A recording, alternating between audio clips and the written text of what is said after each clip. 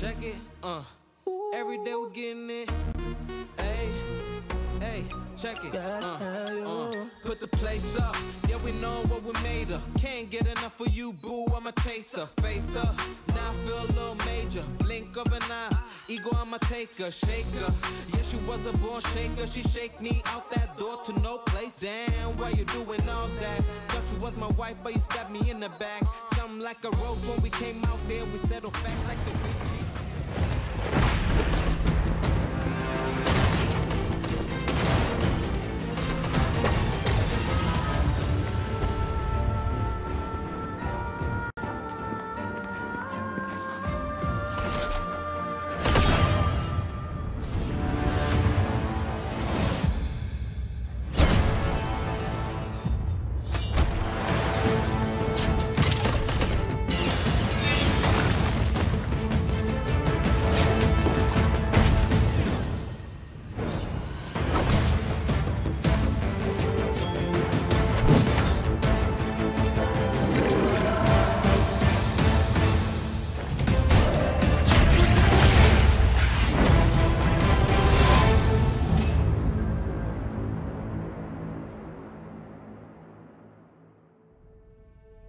Hello and welcome then, everybody, to this week's ESL Go4Paladins Tournament Cup broadcast thing.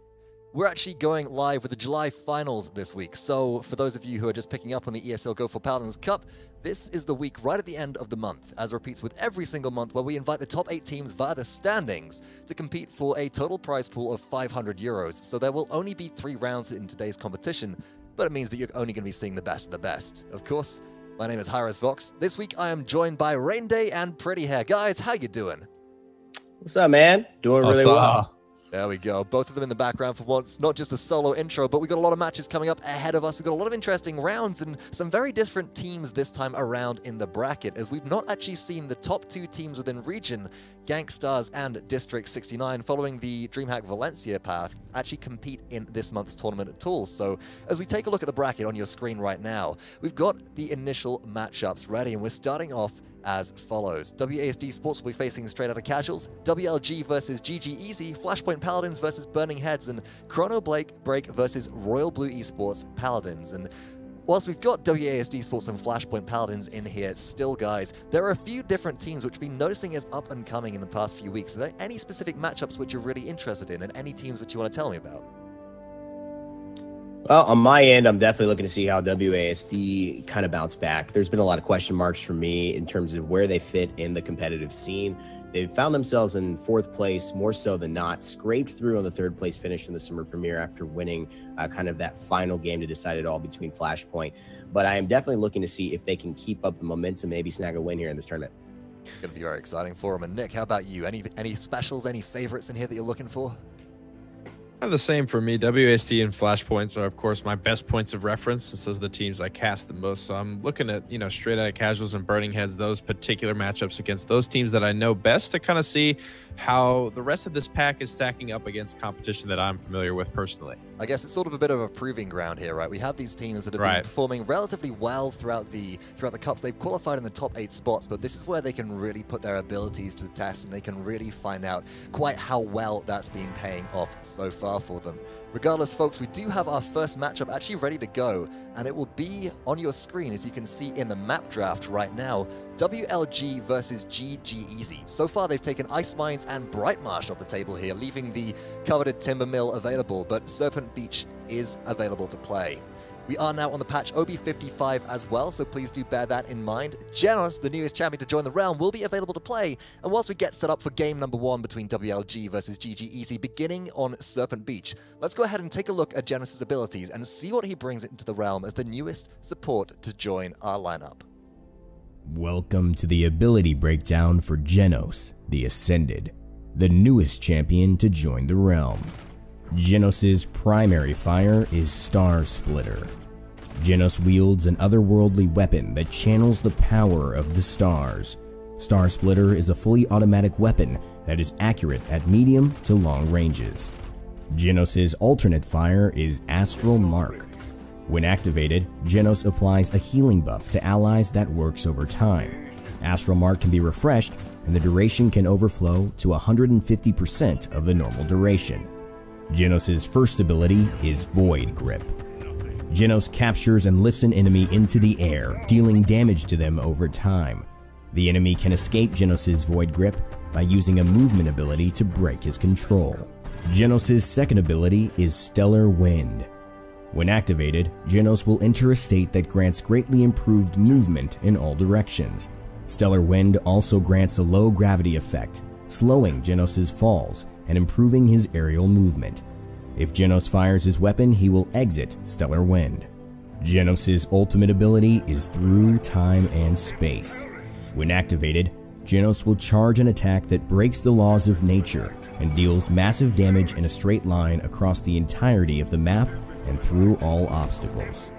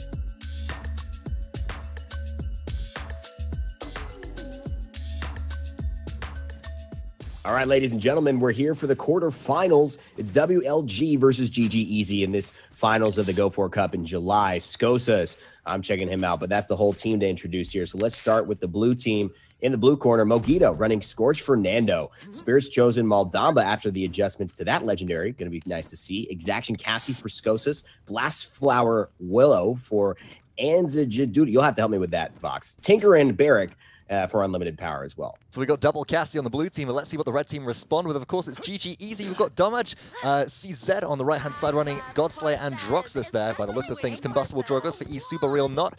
Roldak will be running Mortal Reach Ceres. Dalged CZ on the newly remodeled Ruckus, and Pew Pew Guns on the block Makoa. Straight to the high ground, we're seeing the two tanks for GG Easy take aggressive positioning. Mogito being forced out straight to the objective. Will be going now the Makoa, but rapidly retreating as unlimited power is pressuring them out very heavily. And as that they do continue to pressure, Skosas on the left-hand side is yet to be noticed, which is a bit of a perilous situation. I'm not seeing GG Easy have the prioritization to take off this very, very lonesome Cassie, and Skosas doing a little bit of work in the backline. Finally, Makoa comes through, gets a little bit of healing, and is still alive. So the Hunter's Daughter doing a good job of distracting and putting in damage in this fight. There we go, though. First blood on the high ground goes through to unlimited power as their Tinker and Barrack slugs do pop 650 damage repeatedly into everybody. Unlimited power barely missing here. It could be pressured out by Makoa, but the turrets come to back them up, and now at last they retreat away from the incoming fire from Drogos, but Skosas is already cleaning up in the back line. Double kill so far. Can they find a third? Objective captured for WLG. They made it look easy. And again, I want to bring up the point box. They just didn't seem to have the target prioritization onto Skosas. He went to the left-hand side, flanked, and just wasn't looked at the entire match. Ends up getting a double kill to seal the deal. And with 2 minutes and 12 seconds left on the payload push, things are looking good. Things are looking very good indeed for WLG so far. We'll see if they can keep this up as Willow on the high ground does manage to eliminate the Androxus there. But we're seeing a bit of a trade go out between the teams on the low ground here. Pew Pew Guns able to help lock the enemy team down as E Super Real Not picks up a double kill on Drogos. GG Easy have found the opportunity to stabilize here, and WLG don't have the ultimate pressure just yet to be able to force their way through. But you mentioned Spirits chosen Maldamba earlier, Evan. That's taken a bit of a buff recently. So when your Mending Spirits is active, you heal anybody that you target next for that extra 300 health. And that's going to be really impactful, I think, at keeping the double frontline of WLG alive. Absolutely. It's on such a low cooldown. You can get this heal up almost any time. And it's just adding so much more effective healing he can in the fight, making Maldamba more of a force to be reckoned with and just increasing his healing numbers if he needed that at all. Big Dread Serpent comes out, misses the mark, so they don't get any value off of that. Up in the air, though, Skosas finishes off E Super Real Not, and WLG with 1 minute and 12 have started to find some big stuns in the back line as well. That's going to force Ruckus out. WLG about to close this push. And so far, Skosas has been entirely unchecked and unmitigated. You made the remark of the fact that the target prioritization wasn't there earlier, and it's still not continuing. They haven't changed around, and Skosas remains nimble as the payload pushes through. So close to conversion, some you'll try and contest. It will be the Ceres ultimate to kick things off, but will that be enough? Uh-oh, Hex of Fire coming through, blocked by the shield and the Dome Shield. There's just too much shielding and not enough Ruckus. Skosas takes down the Mech Goblin combination, and Ruckus and Bolt, they go back to base with WLG going back to their round with a 2-0 lead over GG Easy. And let's look at itemization now coming out between both teams as WLG have taken the significant advantage, not just in terms of payload push and the capture, but the fact that they've denied GG Easy a long defense to really get their credits online. You can see that we're going to have maybe a Cauterized 2 from Domaj CZ on the right-hand side on Androxus here. That's going to allow at least some anti-heal onto a specific target, so maybe going to be able to burst down one of the tanks. But without a broad swath of anti-heal hitting the entire team, this Mending Spirits Maldamba is going to have a field day. And now this is concerning to me. We've got Mogito on Fernando here. He's got Master Riding online. Going to be looking to get into the backline, drop a big fireball straight into everybody, and start putting on pressure. We're going to have to see GG Easy find a way to respond to that, as Mogito could be a serious thorn in their side otherwise.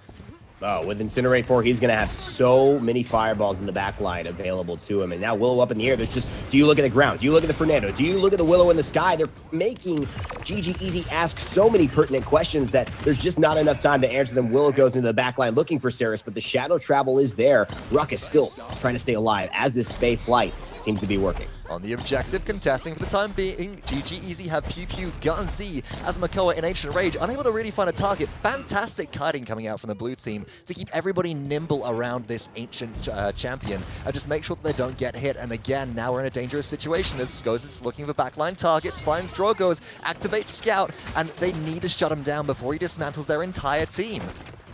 Really interesting choice here. Barrick taking the high ground. Him and his Architectonics turrets, and of course Tinkerin allowing him to shoot a single slug for 650. Some of the changes recently to his weapon and legendary card, allowing him to be so effective on an 8 streak as unlimited power, and having a lot of long-range control as WLG as they capture the next objective in this game. I mean, Vox, it's not really looking like too close of a contest. I've yet to see GG Easy really find a foothold in this match. Right, and you said it before, and we'll say it again, it seems to be target prioritization. They seem very split on who they're looking to focus down. At times, they get some good damage and some good focus off, and then at other times, they just don't seem to be able to lock down the targets that they need to, shutting down maybe the Barrack, focusing them down to finish them, or the Cassie, who's been such a devastating force of nature. Both of them on 11 streaks currently, looking to ramp that up as Unlimited Power almost has their Dome Shield online and the payload keeps advancing.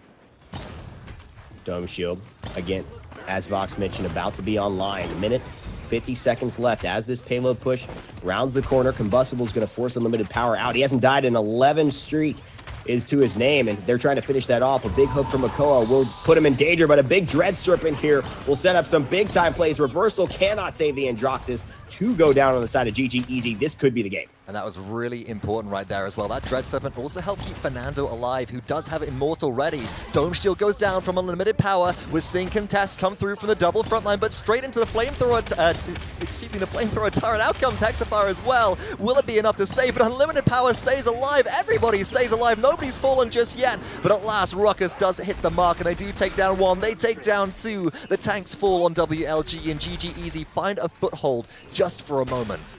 That's got to feel like a breath of fresh air for GG Easy. So much going on in their back line, and finally able to get a couple kills and snowball off of that. It's a good sign heading forward into the next part of this payload defense, but they've still got to keep prioritizing the right targets. Unlimited Power on that 11 streak needs to get finished off early. Those Architectonic turrets and the Tinkerin legendary is just adding too much damage for a tank to keep this fight even. Problem was on a big defense there. Overextension came through from GG Easy, capitalizing on that. Willow goes up into the air, and Fayflight is able to take out 1 or 2.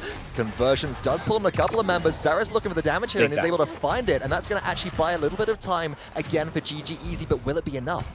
Megiddo buying so much time with this Fernando shield. The balls that Ceres is throwing through those sphere orbs, just peppering the shield, but not enough to finish it off. Still got a big fireball. If he can line this up, there's so much damage ready, but Pew Pew Guns ends up finding the kill. Now it's up to Surets, Skosas, and their teammates with Unlimited Power to try and finish this off. Is he going to go and test it? Contested has started. Overtime taken away, but this is going to be a tough one to push. Oh, missing the dodge roll reset right at the end there was Cassie. Pew Pew Gunzy able to shut down Skos at last. Willow is still contesting though, dropping a lot of damage straight onto Makoa, who's forced into Ancient Rage. This sets up WLG for either a really good point capture in the next round if it even acquires that, or maybe they can burst the Ancient down as Megiddo is back on the objective again. Unlimited Power has joined. Dread Serpent comes through. This is huge. Dome Shield is ready as well. Will this be enough? Down it goes. The Flamethrower turret is out. The payload's so close to conversion, but contesting still is Ruckus. Can GG Easy hold it on? Will they survive, or will WLG push through? It looks like this game is all in blue as just Shadow Travel saves Ceres for a moment, and WLG claim victory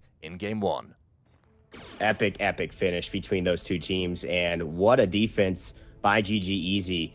It just meant, you know, it was basically one shot that determined it all. Surret's able to get around the corner, come back in with Unlimited Power off the horse, and he had 2 tanks there, throws in the Dread Serpent, and it just buys too much time, buys too much space, spreads them out yet again, and they pick off one after another and end up getting the W here. It was a very convincing win overall as well, Vox. I don't think GG Easy, despite holding pretty strong in that last push, really had a foothold in the game, or could be upset about losing this. Right, we talk about respawn proximity advantage a lot, and that hold in the last push seemed to be very much in the favor of GG Easy, purely because they kept on staggering their respawns. They had a Ruckus with Repulsor Field who could withstand a bit more heat, and a Makoa who can pop into Ancient Rage, and that just buy time for the respawns to cycle out, but they couldn't create enough space around the objective to be able to stop the constant trickle from WLG coming back through, maybe exacerbated a bit more by Megiddo's Master Riding, allowing the Fernando to get straight back into the very, very far away contest, even though they were on a respawn at a certain point. So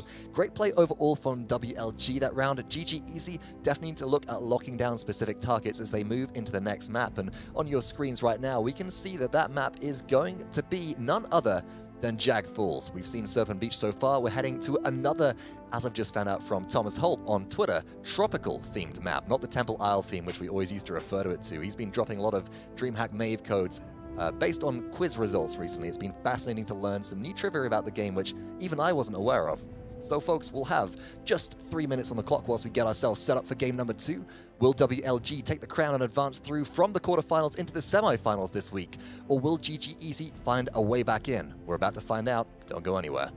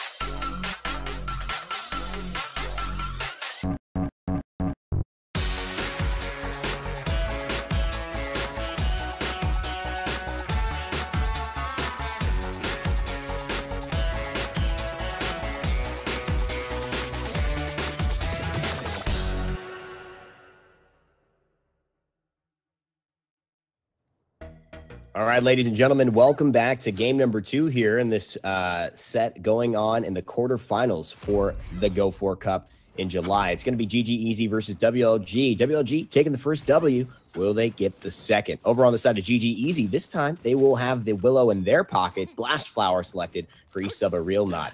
Desert Shadow here for Shaolin. It's going to be a very interesting pick. A lot of burst damage coming out from that. Scorch for Fernando on Pew Pew Guns. Battering Ram for Dalged's Ash. And Spirits Chosen's Maldamba for Roldak.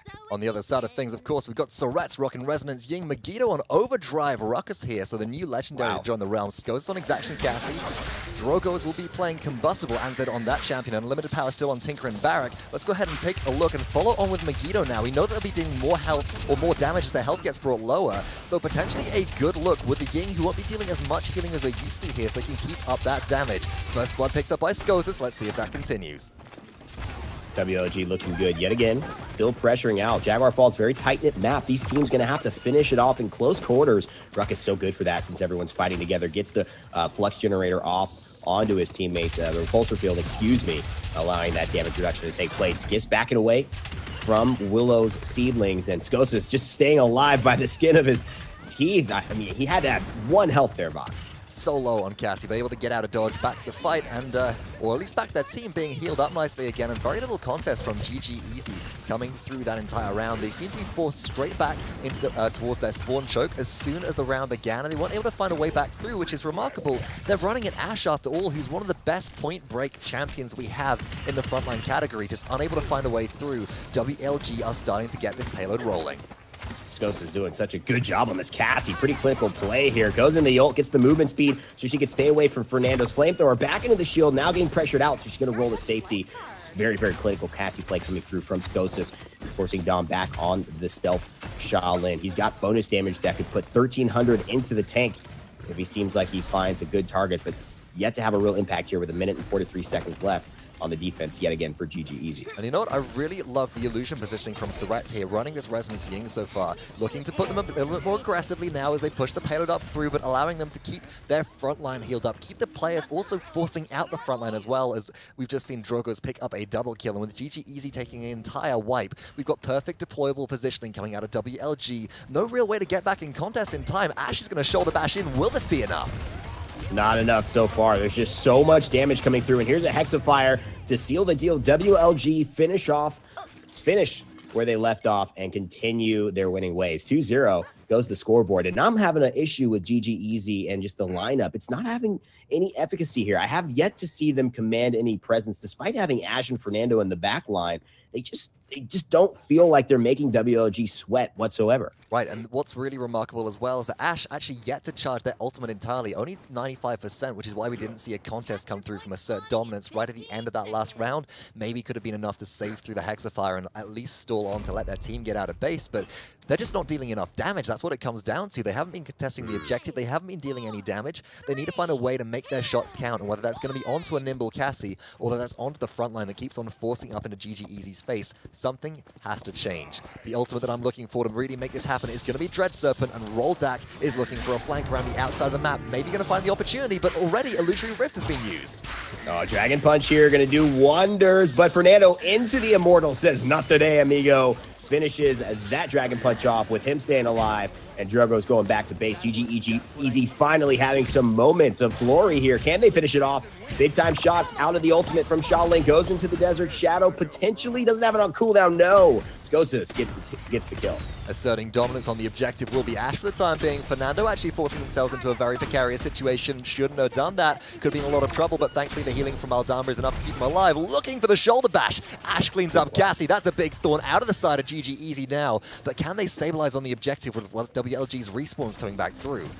Really smart play, and that's what I want to see more from Dalget. He has the ability to just dash away. Skosis doesn't want to fight there, and it's very risky to stay in the line of sight of everyone else on the side of WLG, but he gets the kill. He goes for the damage, gets Skosis off the board, and that could be the reason they end up contesting on this point. Ashe still alive, Dalget doing big things for his team. Problem is, Barracks getting established. They need that area damage from the flat cannon to be able to try and burst some of it down, but it's just not really coming through. At last, double turrets do fall for this Tinker and Barrack on the objective, but they're being healed up so rapidly that Dalget is being forced out completely of this issue. The Super Real Knot does come back through. Willow's able to help clean up a kill. GG Easy are holding on, but this Ruckus all the meantime has been playing in the backline on a 10 streak right now.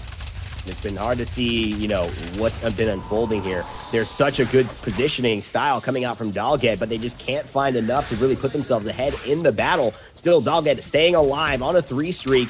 He's going to be a big determinant whether they can get this Ruckus off the point. The kinetic burst is not enough. Ruckus aerial assaults, just advances away. And now he's going to dash, but this may not leave him safe. Architectonic's turret, see him, no, 300 health still. He is still in this fight. Dalget is not dying at all, and he is keeping GG Easy alive. And that's really important right now, because if Ashe is able to stay alive, only 5% away from getting the next ultimate online, they'll be able to contest and keep going, but they don't even need it. GG Easy get a capture of their own this game, get themselves on the board off the back of some fantastic Ashe play and staying alive. Play the Bee Gees in the background, please, because that is a soundtrack to this game and this champion's performance.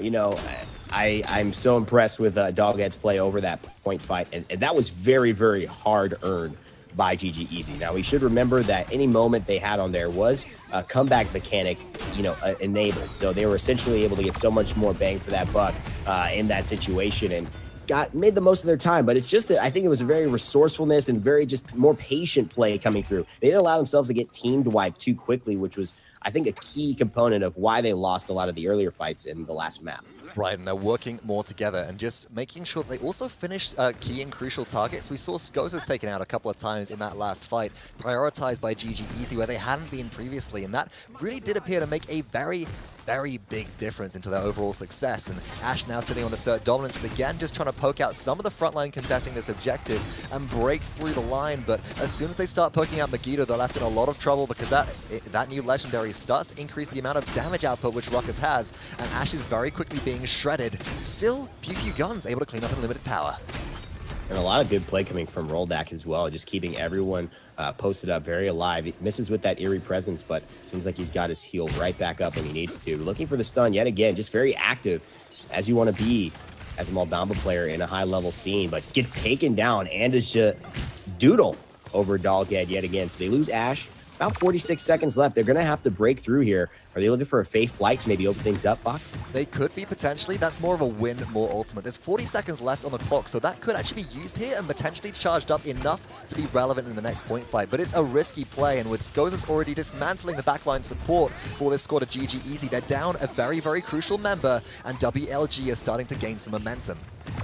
Yeah, and Domaz doing a great job on the Shaolin of positioning defensively, but they're on the push. He needs to take a couple of risks here. That 1,300 damage is insane coming out from Desert Shadow, and the withdrawal that is just really unpredictable at times. So he could really help to finish off Skozas, put them in a bad spot, especially focus down the healer, Ying. But it's just something that I'm seeing him hit a lot of times onto the tanks. They can sustain that kind of pressure, get back behind their shield, their healer, and WLG, as a result of that, get the defense and go up 3-1. This is game point if they win it. They put themselves in a very precarious situation for GG Easy, who are now at least actually up in terms of their itemization. Following a successful neutral capture point, they've gained 300 additional credits, and whilst we do look at the net worth chart, it's a lot more staggered than we saw in the previous game.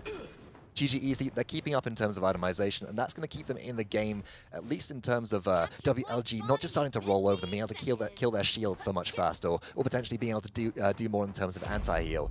I'm looking again to Doghead CZ here for target prioritization. Yeah. They're the only member of their team that does have the Cauterize 3 online, so they've got to make sure that they lock down as many champions as they can. Having that Cauterize on an AoE burst champion is going to be useful here, but I'm not sure if it's going to be enough. Mid-round buys could be very important to try and keep this payload rolling, but good focus on Skozas already as Pew Pew Gunzy looks for some backline damage. Could be good, but will it be enough? Gotta finish off these barrack turrets. They're doing so much work. Unlimited Powers, Architectonics is just slowly but surely forcing every single damage dealer on the side of GG Easy out of the fight. WLG, do they see it? Here's a 1v1. Domash goes into the stealth. Skozas is actually going to miss that shot and retreat. Now he's got a chance to finish off the Ruckus. Will he get him down? The emitter is falling through. Domash gets the kill onto Skozas. Can he find the Ruckus now? Staying alive is Shaolin. And if he can keep up this damage, he will really help his team. Staying alive, though, so important. Manages to find the Ruckus out the back of a withdrawal there, so really crucial play to be able to stay alive and keep themselves in the fight. Dome Shield on the objective didn't buy much, but oh no, Combustible Fire Spit does end up taking out Shaolin, and that'll put an end to any kind of streak which they had. Onto the objective now are WLG, trying to get themselves established, but Willow's damage at least is actually doing a very good job at making sure that Barrack doesn't get their turret set up this time around. GPU Guns, he has the Immortal Vox. He might have let to use, oh, he's going in really, really early on this. They're going to have to heal him back up. Getting healed right now, but Ruckus has so much damage. Megiddo will finish him off. And now Roldak has almost an impossible task. He's got to fight Skozas, but he's in the gourd, so he's getting healed. But Skozas gets that one. It's a team wipe for WLG, and pretty much good night, GG Easy, for your chances at coming back here. I've seen crazy things happen, but something magical would have to take place. Right, and that would have to be Ash moving in with Shoulder Bash, if not dismounted, and so able to get a direct line all the way through towards the objective. It may well happen, but looking at it right now, it's not gonna. WLG, they claim victory in game number 2 and do end up advancing through into this week's semi-finals bracket, and we'll take a look at exactly what's going on and who they'll be facing in just a moment. But for the meantime, let's check out the scoreboard. Rain Day, what are we seeing here? Well, to me, I think the big key for them was how well was Shaolin going to perform in terms of their damage dealer. I think they needed to find a lot more off of that Desert Shadow selection. And he did. He had some great moments towards the end. It just wasn't consistent enough. You see the way that Skos performed with the 9 and 7 slash line. I mean, and I'm going to call him Andy because, I mean, Anzajadoodle is just not an easy name for a caster to pronounce. I'm sorry. It's hard. But he did fantastic. I mean, 11 and 2, 97,000 damage. That's what you need for your damage dealers. And I think that Domage, with the selection of Shaolin, kind of bringing a champion who got a couple of good buffs in the changes in the last few patches, but still hasn't really cemented himself in the meta. Maybe trying something new. I'm not mad at it, but just didn't work out for me. No, I dig it. It's a good try, and you got to try and test things out like this, right? We've seen a few different legendaries swap around into OB55 and making sure that, and OB54 as well, and making sure that these players are well versed with them and seeing what they can really achieve is going to be important here. In the community cups, like the ESL Go4Paladins Cup, that's where you really get yourselves, I guess, cemented into what you want to run, maybe in cups which have some more impact further down the line in terms of official high-res tournaments, but that's not to say that this one certainly doesn't. Remember, folks, the teams competing in this week's ESL Go4Paladins monthly final will be competing for a grand prize pool of 500 euros, split between the winning teams. And as a result, let's go ahead and take a look at the bracket for the first round. The quarterfinals have all been played, and on your screen right now, you can see it's relatively, well, swept across the board. 2 zeros for every single matchup here, with WASD Sports advancing to face off against WLG. WLG, of course, taking a 2-0 over GG Easy. Flashpoint Paladins able to take out none other than Burning Heads to advance 2-0 into the lower side semifinals. And Chrono Break as well versus Royal Blue Esports Paladins. Rainer, you're not going to guess this, but hold on to your horses. It's another 2-0. Oh my God. I can't. I'm done. I've got to stop. They just came out of nowhere. No, but it's going to be an interesting set of matches coming up next in the semifinals. WLG have been looking good. We've seen them as a very scary team previously, but do they have what it really takes to be able to take on one of the giants in this tournament of WASD Sports? And Flashpoint as well. Chrono Break, a new and up-and-coming team with a roster made up of Pointon, It's Bitner, Musics, Ninu Kuki, Nyali, and Sizzy. So all experienced Paladins players, but maybe not so well versed at playing together with each other in this specific roster. Do they have the opportunity maybe here to take out Flashpoint? We'll have to see, as coming up next will be the semi-finals of this week's competition. In the meantime, once again, we are playing on patch OB55, and we've had a lot of new cosmetics join the realm as well. Let's go ahead and take a look at a breakdown and see exactly what is available for you to kit out your champions with, and to see what you can really do to upgrade your fashion and style in the realm. This is going to be a right old tussle. You be careful now. Who's ready for some bloody mayhem? Stay right there. Pray to your gods. The spirits care not.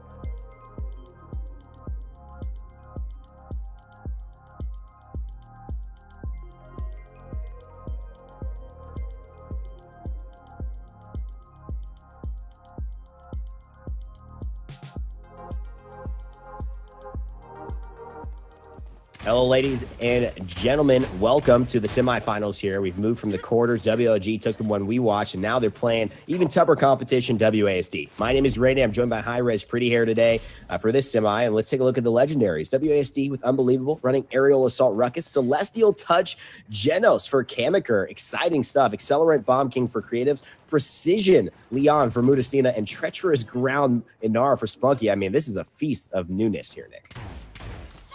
It's off for them. WLG going with what they know here. Unlimited Power is going to be on Tinker and Barracks. Ghostus on Exaction. Cassie Mogito on Scorch. Fernando Surretz on Spirit's Chosen Maldamba. And Andy, for lack of a better pronunciation, on Blastfire Willow. And look at this. It's Spunky. Oh, what a good trap. Barrack is almost dead here. First blood with the wall and the treacherous ground. The cripple means no rocket boots. And since that thing is so much bigger now, it's just controlling the small door corridors of Jaguar Falls, Nick.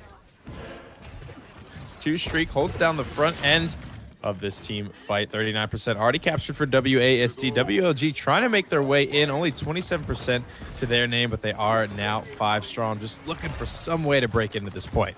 Genos with Celestial Touch looking to keep the Astral Mark up onto Unbelievable. Why? Because the damage amp onto that Ruckus, who already has so much damage to begin with, is going to be extremely powerful. Plus, he's a tank. It's just a combination made in heaven. But down goes Kamiker. Unbelievable ends up taking him down with the Tinker and Legendary. WLG trying to climb their way back. Creatives gets a double though, and secures WASD's foothold.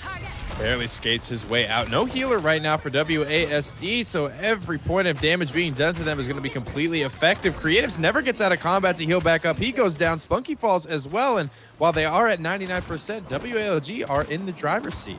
They're pushing back. That's 100% true, and that's important to look at. Highborn and Inheritance 4, 2 cards that give a lot of standard, very basic value to Leanne. That's what Mudastina is playing, the man who's known for the flick shot heard around the world, and a big-time shot for him helps to finish off Andy there, and a double kill with the ult, but he goes down right after. A full health, nice long-range bomb onto Surretz, takes him down. He still has 2 more tanks to get through, and he is quickly being chipped down by these barrack turrets. He falls. Spunky goes down. Overtime will tick out. And WLG will just barely, by the skin of their teeth, make it out with the first payload of the game.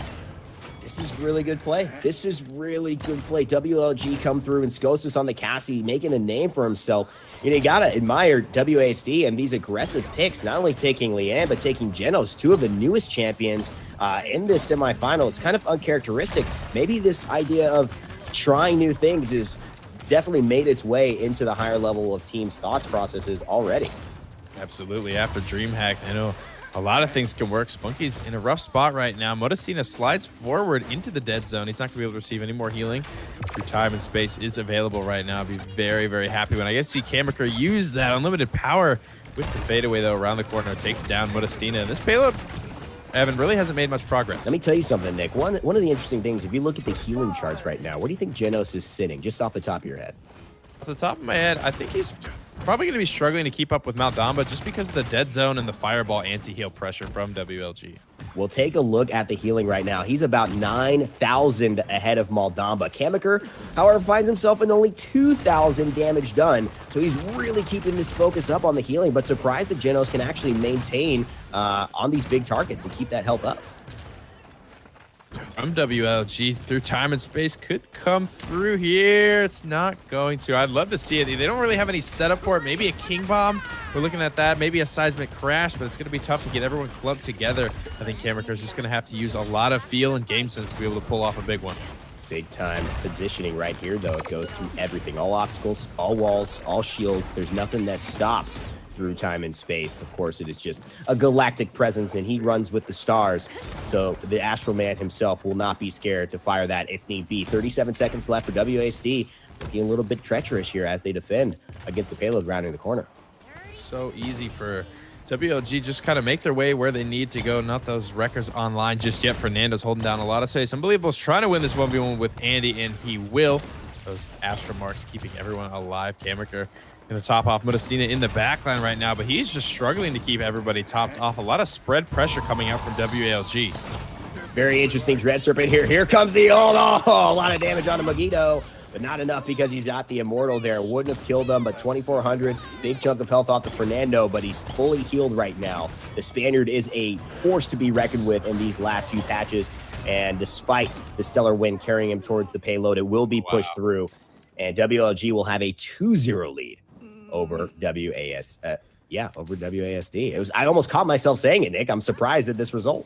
Yeah, the ultimate there going to be down from Genos, who used it on the relatively stationary target there, Fernando, in his ultimate. While he did still take the damage, no real kill potential came off the back of that. This team is so tanky, looking after themselves, unlimited power with his healing stations, of course, going to be able to keep himself pretty healthy, and just a struggle to find kills right now from WASD. They do keep up in terms of items. Cauterize 2 is going to be online for both Modestina and for Unbelievable. So the healing coverage still going to be keeping up. WLG going in big with 3 resiliences, though, to counter out a lot of the CC coming through in ultimates, and as well as the force grip there from Genos. Yeah, let's see if we can get that force grip. It already serves 1 kill. Spunky started it off this time before, but now a big reverse flank from Skosas is actually going to finish off 2. Creatives and Kammerker go down as a result of the Hunter's Daughter. Unbelievable, finally able to answer, but he falls yet again to unlimited power, and this will tilt things in the power of WLG. Spunky going onto the point, though. This is big, and he dies to Surrets. Speaking of tilt, Modestina goes into his ultimate with Leon, trying to pull off the kill on unlimited power. Completely whiffs, and unlimited power connects with the very next shot to take him down. So no value gained there, and 78% gain for WLG on the point. I don't know if WASD are going to be able to get back in time to contest. Really interesting playstyle, really interesting card choices coming out from Modestina. You could tell maybe just a little bit of a just a safe play, but maybe not the best play here with the 40% cooldown reduction, and obviously going into just the maximum, I believe, movement speed. What was that card that he was running? Anyways, it doesn't seem like things are, the max movement speed. It just doesn't seem like things are clicking for WASD, despite trying all of these new champions in a different composition. And it's good that they're trying to get out in the pack before things like the Paladins Global Series start up. It's you know, good to have that under the belt, under the experience. Know kind of what they like to play. These loadouts, not really something that we can say this is the best just yet. These champions still pretty new. Genos in particular came out yesterday, so everyone's still trying to figure him out where he will fit best. Very hard to kind of judge somebody's Genos play right now. I mean, obviously, I think it's just cool that they're giving him the time of day. And I think, as I've mentioned before, it's going to be fun for support players to want to frag out. But right now, Spunky and Andy, they're doing the ones fragging out. Unlimited power goes down as a result of that, and Kammerker will also fall. So losing the healer is WASD, and they're fighting now with just Leon and Bomb King, played by Creatives and Modestina. King Bomb is ready. Will he use it now? Unlimited power leading the damage charts on his barrack. 64,000 damage. A lot of pressure being put on a WASD. Creatives falls. Bayflight is popped. Andy looking to get up into the air, continue this pressure. Kammerker falling so low. No more healing for WASD. Modestina does a good job taking out Andy mid-flight. Spunky tries to answer back with a seismic crash, but Evan, I just don't think it's enough. Just such a smart use of the Dome Shield as well. Knows that he's not going to fall, because he's going to have to step into the Dome Shield to kill him, and with such a low amount of health, there was no chance, no way that Inara was getting to that barrack today. WLG victory, and they take the first game off of WASD, who again, Nick, kind of surprised us with a, in a lot of ways, with a weird composition. Not weird, but just, unexpected. New. And then also surprised us with, again, kind of not performing to the level, you would expect of these really well-known esports players. Did a pretty good job. He was out in front, Kammerker on Genos, for a while, but really starting to fall off there towards the end of the game. Not a lot of damage being done in terms of keeping up. Unlimited power, 15-3 on his barrack, 69,000 damage, way out in front. Most members, not only on his team, but in the game. Skos is able to keep close, almost keeping pace with him at 60,000. But the Tinker and Barrack, the changes most recently to that legendary, seem to be working out very well for Barrack players. Yeah, and you know what's interesting to me? Looking at the Genos pick, because I think this is what a lot of people are interested in. Kamikaze able to win out the healing in the first part of the game. Admittedly, things were going better, so there was less deaths, more people to keep up on that heal more often. But as it started to progress, you know, that healing is very effective over the long run. It's not very effective in bursting someone down. If I throw that on you and you're getting shot at, it's not going to save your life for the most part. The other thing about it, too, is just 15,000 damage to his name. I mean, Maldamba contributes 20,000 damage, and Genos is supposed to be the DPS support. So if you're going to pick Genos and you're not going to be effective in the damage category, it makes me wonder, you know, what really are you grabbing him for? Yeah, it's that's just a question. That's a question, you know? It definitely is, right? So, I mean, he can use most of his healing through line of sight, through walls and things of that nature. So that's kind of what he brings to the table over Maldamba. But you're right, he wasn't able to land a ton of good ultimates. If they want to draft something like this, it's, you know, you picture the wombo combo dream of Saris, but can you pull off a Saris and a Genos? I think, you know, people still trying to figure this character out, using it to his fullest ability. I think making use of his grip maneuver to be able to CC someone out and put them in a bad spot with a void grip is something that we're going to have to see people use more effectively. I mean, hey, he was using the Celestial Touch legendary there to give more healing. Maybe that's not the best way to go. Maybe it has to be a more concerted effort to use things like the power of the Cosmium or the cripple grip, as I like to call it, to just lock down one target at a time, make it very easy, almost Makoa Hook-esque for a team to just lock down one target, blast this guy out of the sky, and then we'll go from there. Well, and that's the thing too. Makoa Drogos, they were banned for those just watching and interested. So that means that, you know, they didn't have the opportunity to do so. Our next map, I believe, will be Serpent Beach that we'll be playing on. So we'll see how this goes in that map. A little bit closer, well, a little bit wider, a little bit more room to operate, and some more verticality for Genos maybe to use his Stellar Wind and traverse the map. But will we see the Power Cosmium come through? I mean, if you hit that, it's not, you don't have to aim it. And then you could hit a guaranteed Makoa hook off of that if he's on the table. Seems like there could be some good synergy there.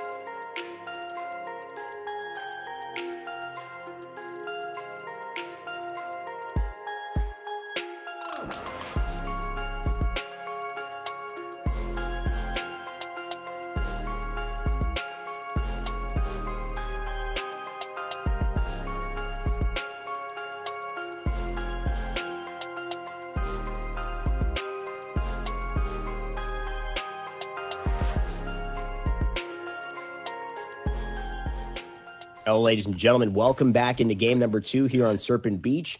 My name's Rainday. I'm joined by High Res Pretty here. It's time to get the action started here. WLG with the surprising lead in this series. Scourge Fernando going to be run by Mogito. Spirits Chosen Maldamba for Surret's, Battering Ram Ash for Skosas, Godslayer Androxus for Unlimited Power off the Barrack now, and Fuselage Drogos for Doodle. Their way back into this series, we'll have Spunky on Aerial, Assault Ruckus once again, Unbelievable on Tinker and Barrack this time. Creatives will be on Reprieve, Ice Block, Medestina on Exaction, Cassie Kamaker on Mortal Reach, Saris now off of Genos. 3 cauterizes out of the gate for both squads, 1 wrecker for both squads as well. Big time shield coming through for Ash, blocking a lot of DPS. Ruckus goes in behind it, but she's sitting on a gourd. She's staying nice and healthy there. In the back line, though, Modestina looks rough. Skosas is going to roll out, but nice block there by Spunky to block out the shoulder bash. Not going anywhere. Look at this healing, though, staying alive, and the gourd is there in time. Surret's doing such, and the stun. Oh, boy, Surret's came to play today. Backside of this fight, WLG's Mogito has been holding off 3 members of WASD this entire fight, all while getting first blood and then holding off the remaining 2 members. So huge zoning coming out from this Fernando early on, using his early tankiness. No real high-level wreckers on the side of WASD, so he is making that advantage known. I just love the pairing. It's like a fine wine and a good cheese between Surret's and Skosas, who finally take a dip, both of them together. Best when used together, so they decide to go back to base at the same time. Spunky and WASD finally get a little bit of control over the objective. 33% now to their name. But Doodle here firing along onto Ruckus. This is going to be difficult for Spunky to survive. The combustible damage will take away, and Mogito will find another kill. Nice job with that fireball. Looking for another one on a point here. 72% for WOG, 60% for WASD. Shield needs to come up soon for Mogito. He'll get it up just in time. He steps on the point, but really unsure of where he wants to go from here. And he takes down Creatives in the backside. Unbelievable's in a bad spot. He gets roasted as well. 2 for 0. WLG looking in their good spot for this fight.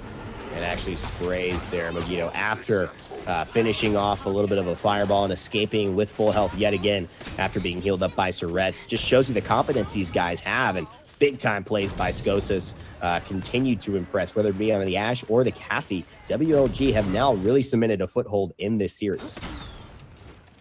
Halo pushed to conversion.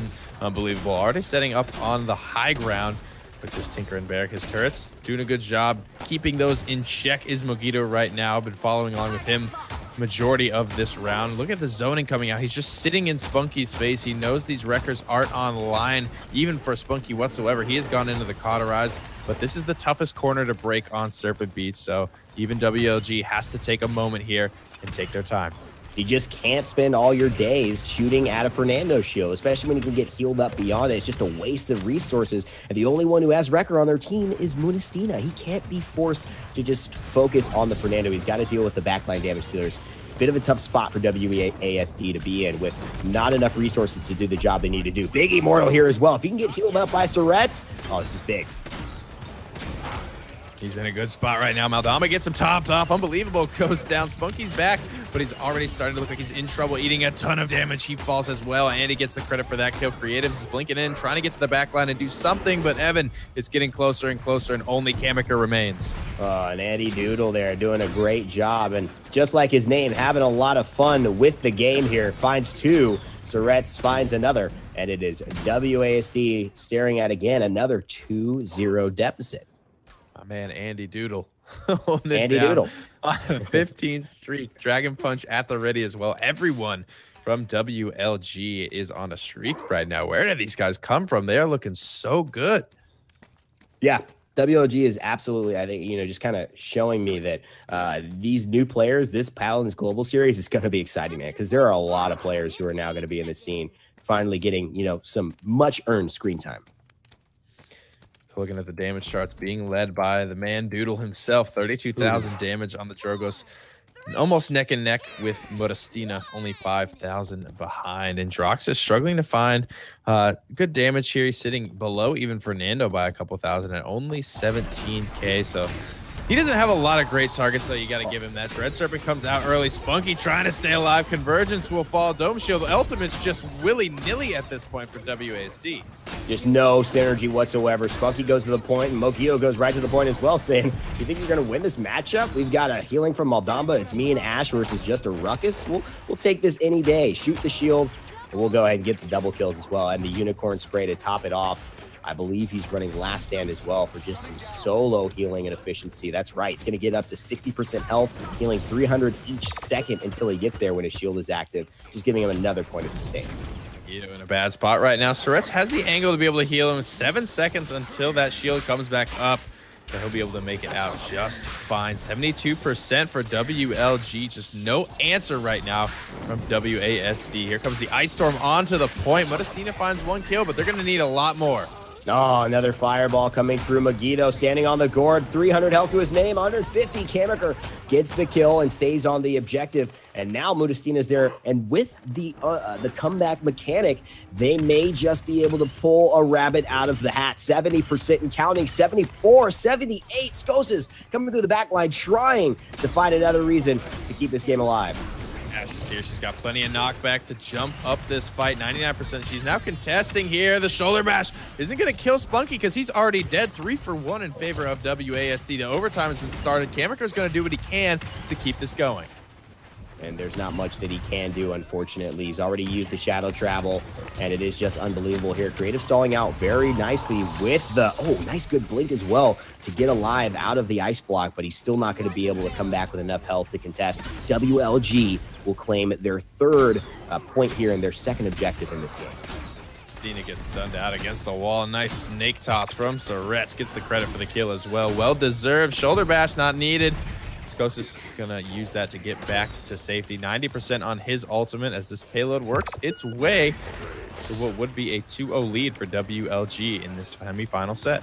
Really excited about the play, not only from WLG, but from some of these individuals as well. Skosas, one of the guys to highlight, having a lights-out performance in Surret's. You see the noodle stuns coming through. How about asserting dominance here on a 7 streak as Ash just wants to get back to her circle, but she's just going to give that ult up. Unfortunately, gets knocked away, and then just nothing there to salvage, but she will get a kill off of it as well. This is the decision-making I love about WLG right now. Shield goes up in front of Spunky once again, capping what he can do in this team fight. He's going to reposition. Tries to take down this shield, but doesn't have a record. Like you mentioned, you can't spend all game just shooting Fernando shields. Yeah, and that's not going to work. You don't need your one big damage dealer Modestina to be doing that. You got to finish off the big targets that are going to hurt your team. And finally, in the backline, Modestina gets some respite and picks up 2 kills. Once Ash goes down, he's able to clean up Drogos. And if they can get this happening more often, if they can get down Fernando, get down Ash while staying alive, it could give Modestina so much more freedom and get WASD back in this fight. A lot less on creatives on this Eevee as well. Pressure out the back line. Keep them busy as best they can. Andy Doodle going to take down Spunky. Charging in Mogito, trying to keep control of the front line. He's doing a great job of it thus far. Has 3 people's focus on him right now. Kamiker under some pressure on the front side. WASD just looking very split up in general. I love the way that Surret's is playing right now, too. He is focusing down the Architectonics barrier turrets. Sometimes you just need someone to say, I'm going to kill these. And if the support can do it, like Maldamba, pretty decent DPS, pretty fast fire rate, it's probably the best selection possible. Modestina going to jump down, but die before he hits the ground. WLG, cleanup game number 2 in this best-of-5 set. And again, leave a bit of the community crowd just a little bit surprised. Yeah, and there are a lot of good WASD, but the meta, I think, is going to be so shaken up from these last couple of patches. All bets are pretty much off in my eyes. It is going to be a race to the finish line in terms of figuring out what's going to work best for you, what new legendaries are going to be prime, what new loadouts do we need to take onto the battlefield, bans as well. Like, how does this affect our draft? It is going to throw so much at these players. It is definitely going to be who wants it the most. There's a lot to figure out in the last couple of patches, and I like seeing a new team come up over one of the old dogs. I got to say, it's not anything against WASD, but I do love the idea that anyone can win right now. And I love the idea that, the amount of time, the amount of innovation and creativity you put into it is going to result in how much you get out of it. And that's what I think we look at these lineups. You look at WASD, that's a lineup we would be seeing in the traditional metas prior to DreamHack. You look at WLG, Fernando and Ashe solo frontlining, I mean, that probably wouldn't have worked, but they make it work so well. And with some of the changes to the weapon firing, the increased range to Ashe allows Skosas to be much more effective from range and with great aim. And Mogito, I mean, talk about a performance, 10-3, 47,000 damage, beating everyone on this team except Drogos. I got to tell you, I was pretty much parked on him just watching the majority of that game. He was doing so good, just pressuring out the back line, keeping people's attention on him, keeping a lid on Spunky. 53,000 damage for him, 4-11. Just always felt like he was parked right in front of that Ruckus, preventing him from doing what he wanted to do. Great job. Shout outs to Mogito for, you know, bringing Fernando right back into the fold and looking like he hasn't really missed a beat, because it has been a while since Fernando was a meta pick.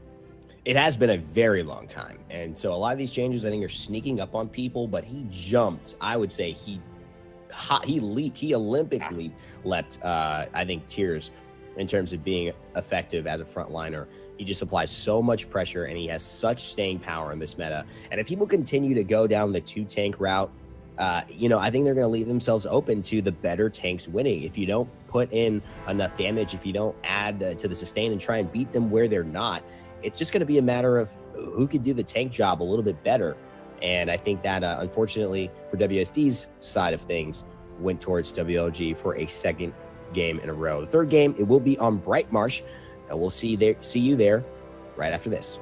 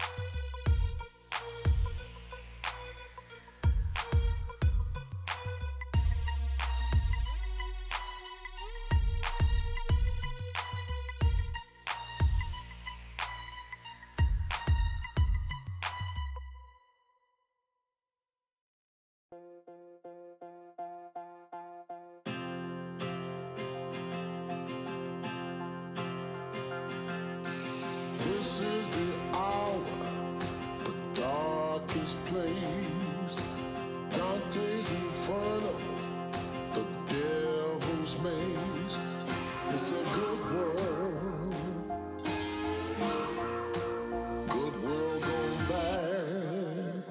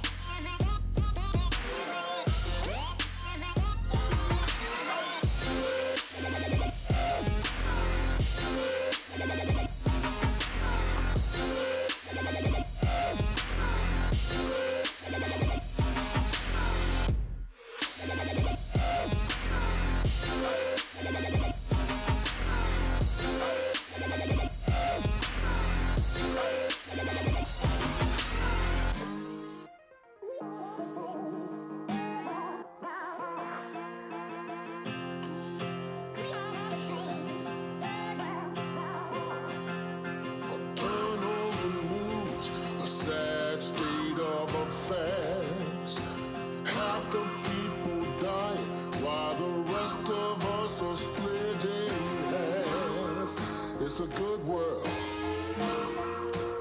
Good world gone bad.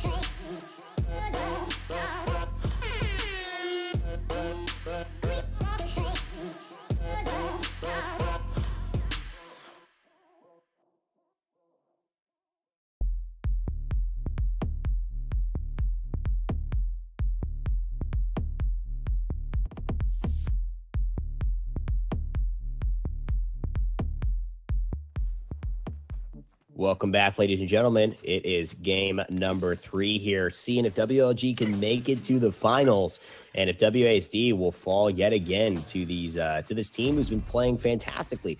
On the side of WASD, it will be Scorch Fernando for Unbelievable, Kamiker going to be on Spirits Chosen Maldon, Chain Reaction Bomb King for Creatives.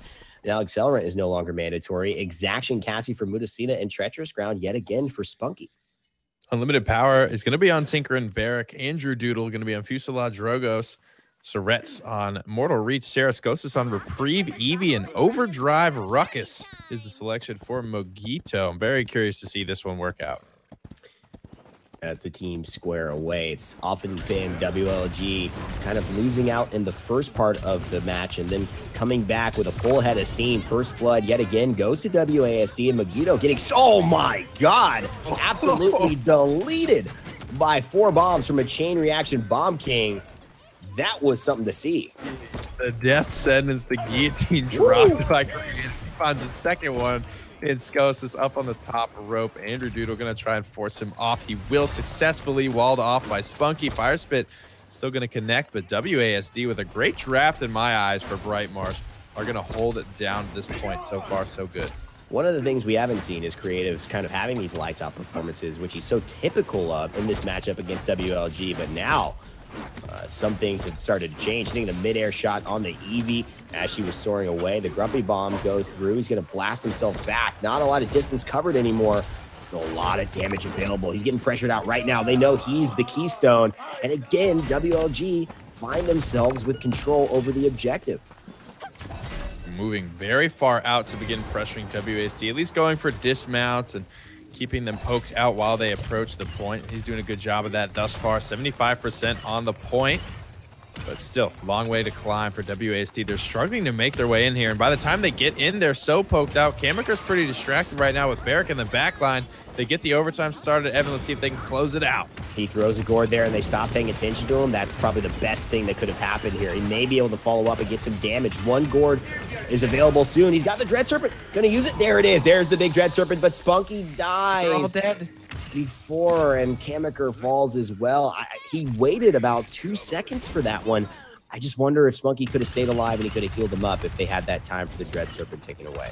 A valiant effort, too little too late. However, WASD continues to be on the back foot, have yet to score a point in this series, capturing a payload, holding a defense. They've not done any of it. I'll tell you what, though, Andrew Doodle on the Drogos hit a nice fadeaway, just big-time shot onto Kamiker to finish him off, and is making this Fuselage Drogos really work for him now, getting pressured out by the Cassie. But again, it's just a very, very good play by him as Mudasina picks up several kills here and just cements WASD's defense for now. 18,000 damage, which is 10,000 behind Andrew Doodle. So even after a fantastic fight, he's still 10K away from the man himself. Andrew having a very impressive series for himself. Been doing a lot of damage on no matter what he's been playing. He's been flexible pretty much throughout this series. Yeah. Minute 30 remains on the clock. Skosas finds the first kill of this engagement for WLG, trying to get their push kickstarted. And I think it's Skosas. I think it's Andrew Doodle. I think those two have definitely been highlights for me rather than Mudastine and Creatives. We haven't said much about them. It really has been speaking more about Andrew Doodle, who gets the fire spit kill onto Unbelievable. The changes to that, Nobi 55, of course, is a little bit more fall off from the range of the outside of the fire spit explosion. But if you're very close by, it's still going to hurt you, as we saw there. Ultimate starting to come up. WLG have almost everything available to them, as do WASD. So it could be a light show here. Things are going to need to be used to slow this defense down as well as punch it through. It's just a matter of who's got more trigger discipline, who thinks they can get it done quicker. The treacherous ground from Spunky is really putting a hurt on Mogito, trying to exit his way out of this fight, but it will be Andrew Doodle with the first kill on Modestin. Oh, and big time stuff here from Creatives, who's just staying patient in the backline, throwing bombs as they're trying to escape. And this is not looking good for Andrew Doodle, but he survives thanks to some very good healing coming through from Surets. In mid-air, Andrew Doodle cleans up Creatives, adding 2 onto the tally. So 2 men, Aceris and Drogos, end up saving the day for WLG and keeping this push well alive. Almost out of line of sight. Kamaker's doing what he can to stay up on this high ground and just heal the team fight. He drops down, but Unbelievable has already died. He's looking for a Dread Serpent potentially here, but he's eating so much damage, Evan. There's so much damage, and that's one thing they can't afford. Their healer going down early. Big time place from Mudastina, though. Cleans up the healer on the side of WLG, and now Mogito is under the pressure.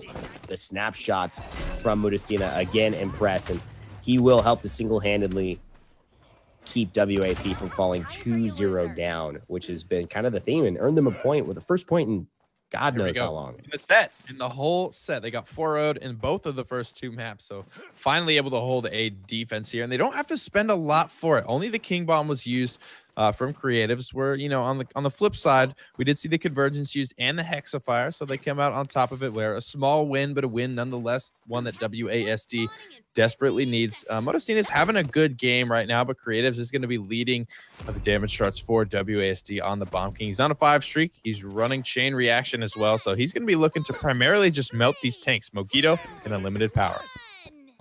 See Standing Stones 4. It's a card that allows Inara to reduce the cooldown of Warder's Field by 4 seconds. That's what Spunky's playing into. He's also getting the damage reduction with it being so much bigger, 50% bigger, actually. He's going to be able to get that damage reduction from farther away, but Creative steals the show here, grabbing 3 in this fight, looking to make it 4. Kamaker wanting to finish off Skosas, and Creatives will kill all 4, just 1 left that wasn't going to him in this fight.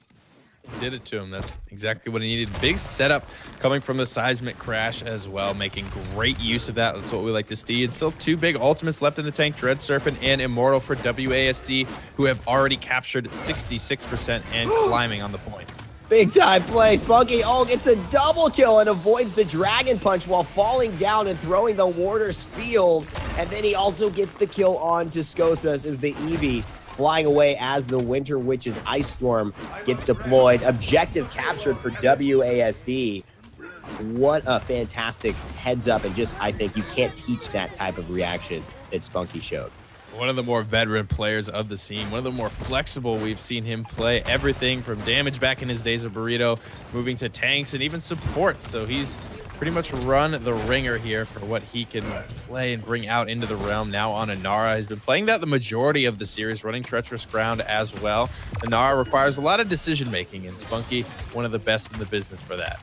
Certainly, and I think we'll see Treacherous Ground become more and more effective now that the size of that Warder's Field is that much bigger, which a lot of players have been requesting. It seems like it's just going to maybe be a legendary of choice, especially on the smaller maps like Jaguar Falls and on Bright Marsh. Andrew Doodle staying alive by the skin of his teeth. How much health does he have? Oh my God, it was barely enough to stay alive here, but again, he survives. This time, Spunky will clean him up as he tries to retreat.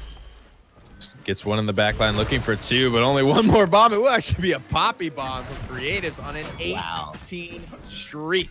That cleans up Skosas. Unbelievable find Surets as well, and WASD find the conversion and go up 3-1. Light show round from Creatives, sitting at the top of the charts now at 70,000 damage.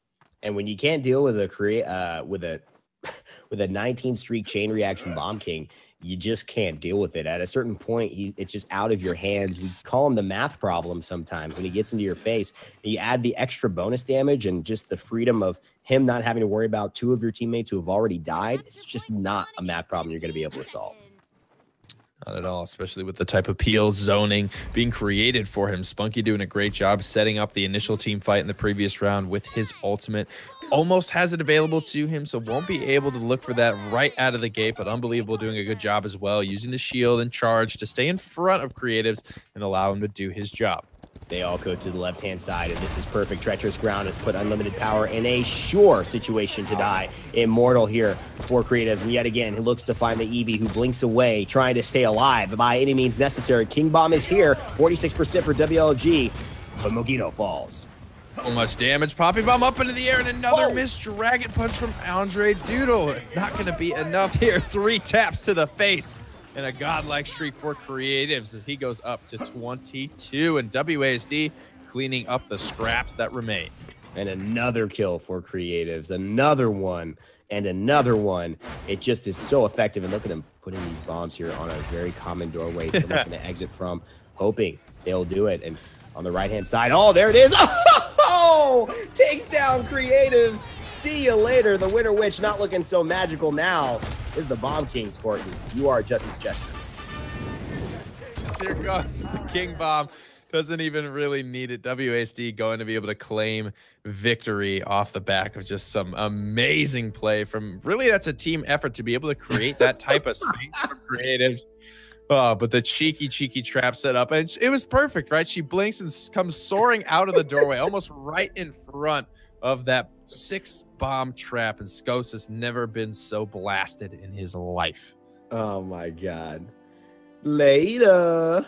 It's just so funny, man. Exactly. You would have said it best if you know, we weren't on air here. We had to keep to the I'm gonna spam my emote in chat. That's what I'm gonna do. There it is, dude. Later. And what an exciting kind of play. It was really funny to see it. That's what we can say. Yeah, later witch. I like that. I like that. And you know what's so exciting too, looking at this, is the way the Creatives put the chain reaction Bomb King to use in these short maps. It's definitely going to be a big value to have that extra bonus damage, don't you think? You know, I mean, the difference, or the mobility rather, on Bright Marsh, it's not quite as necessary. I think, especially the way that WASD were playing it, Creatives was almost the siege tank that was slowly moving around. I didn't even see him Poppy Bomb. I mean, I saw him use his Poppy Bomb offensively to get a kill once, and that was about it. We're not looking at these high-flying King Bombs. There's a lot of stuff to hit your head on. There's a lot of corners to break around in Bright Marsh especially, so I think a great adjustment from WSD and Creatives for being able to play it and pull it off, because it is a wildly different play style from Accelerate. It is a wildly different play style. And, you know, as that continues to adjust and we see all these new legendaries coming through, as much as the new champions are changing the landscape of esports right now for Paladins, the new legendary choices are absolutely changing the game. And we're seeing Treacherous Ground, we're seeing the chain reaction, we're seeing the Mending Spirits, Spirits Chosen, excuse me, pay off big for teams who are experimenting with them. WSD clinched the first win of this set, meaning it's going to continue on. WLG now only up 2-1, and it will be Ice Mines where they take their talents to for potentially the final game if WLG can clean it up, or the second to last game if WSD can tie it and force a game 5. This is the semifinals. It's the Go4 Cup finals in July, and we'll see you on Ice Mines right after this.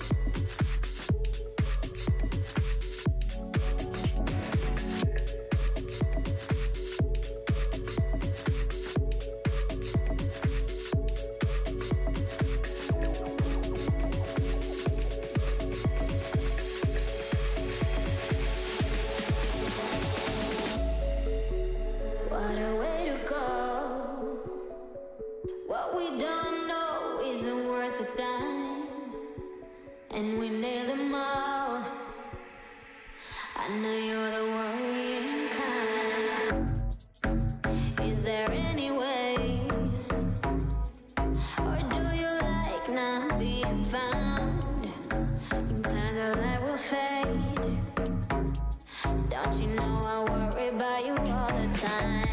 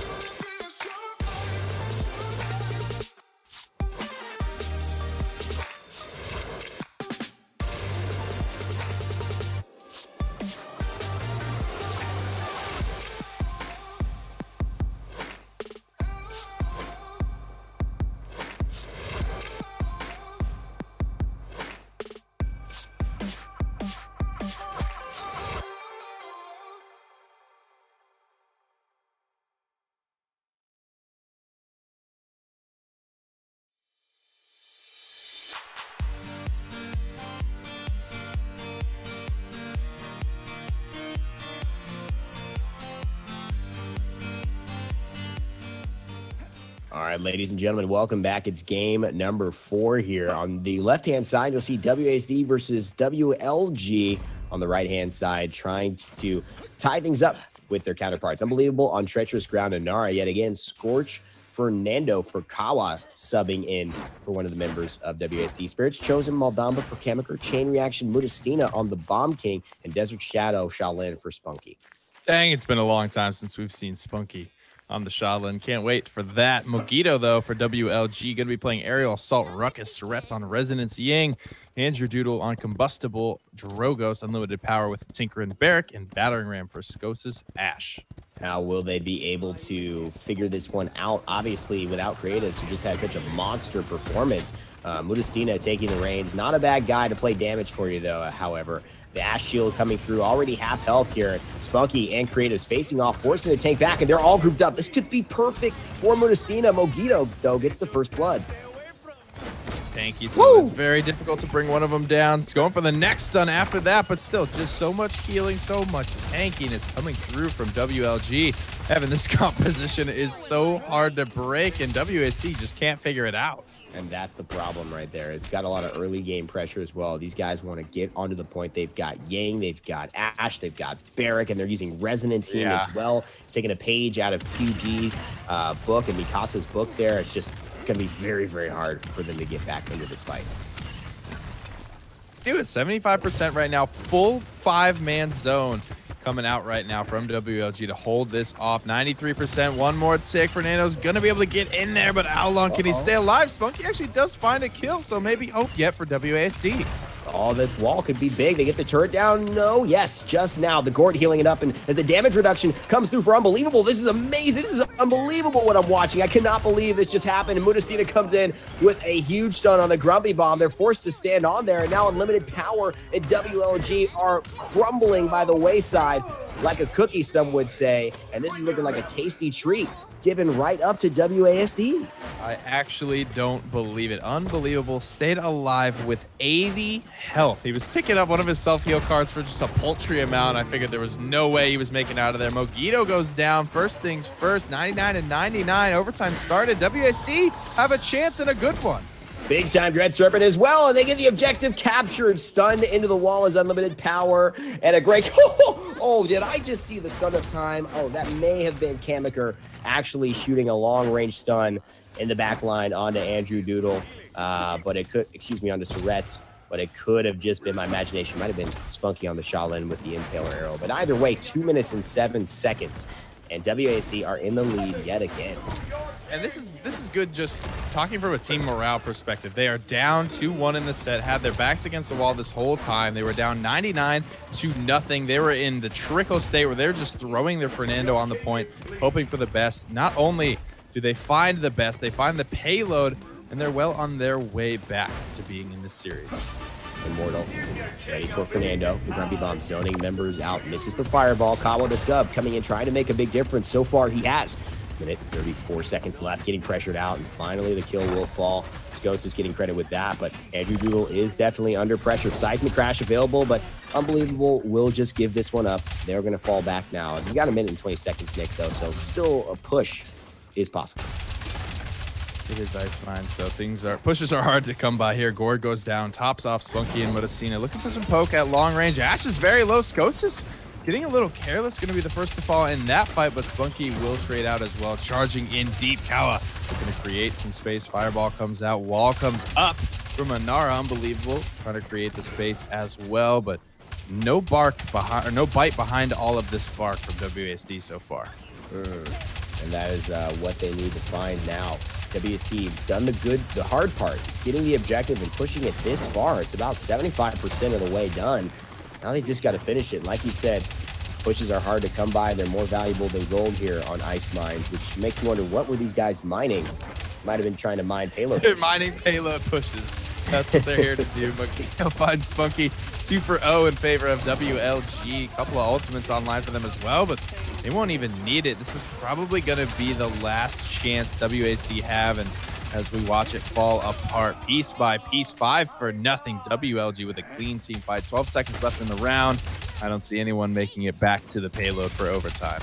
Doesn't look like it will be, even though Unbelievable rocks the Inara Earthen Guard. No CC immunity anymore on that one because he doesn't take Mother's Grace, and so therefore he's just going to fall and give another kill, which might have been a mistake there, to Mogito. They're all charged up on the ultimates, and WASD, they've got all the ultimates as well in the bag. 53%. The only one left behind is Mudastina. All good to go there. Items coming through for both squads here, about equal in terms of their offensive capabilities. A little bit further ahead when we look at the records for WAC. This is big considering the 3 frontliners for WLG, all with some element of shielding involved in their kits. Master Riding's coming out from a lot of players. Master Riding 2 online for just one of them, or 2 of them though, excuse me, Surrettes and Unlimited Power.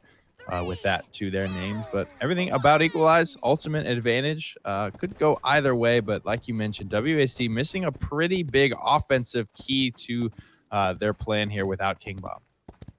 Still got so much damage. I think he can clump up and find the value there. It seems like Ash is going to the back line yet again. Good corridors for her to fight in because it's closed space and she can win that math problem, but she's about to go down, gets eliminated mid-air thanks to Spunky. What a clutch pickup with the bow, and this might have turned things in WASD's favor. Unbelievable, just bamboozled Andrew on the high ground with the wall, misses the dragon punch. Kamaker cleans up Mogito. Surrettes takes down Spunky finally, but WASD with a good start to this fight. Dome Shield comes down, Unlimited Power.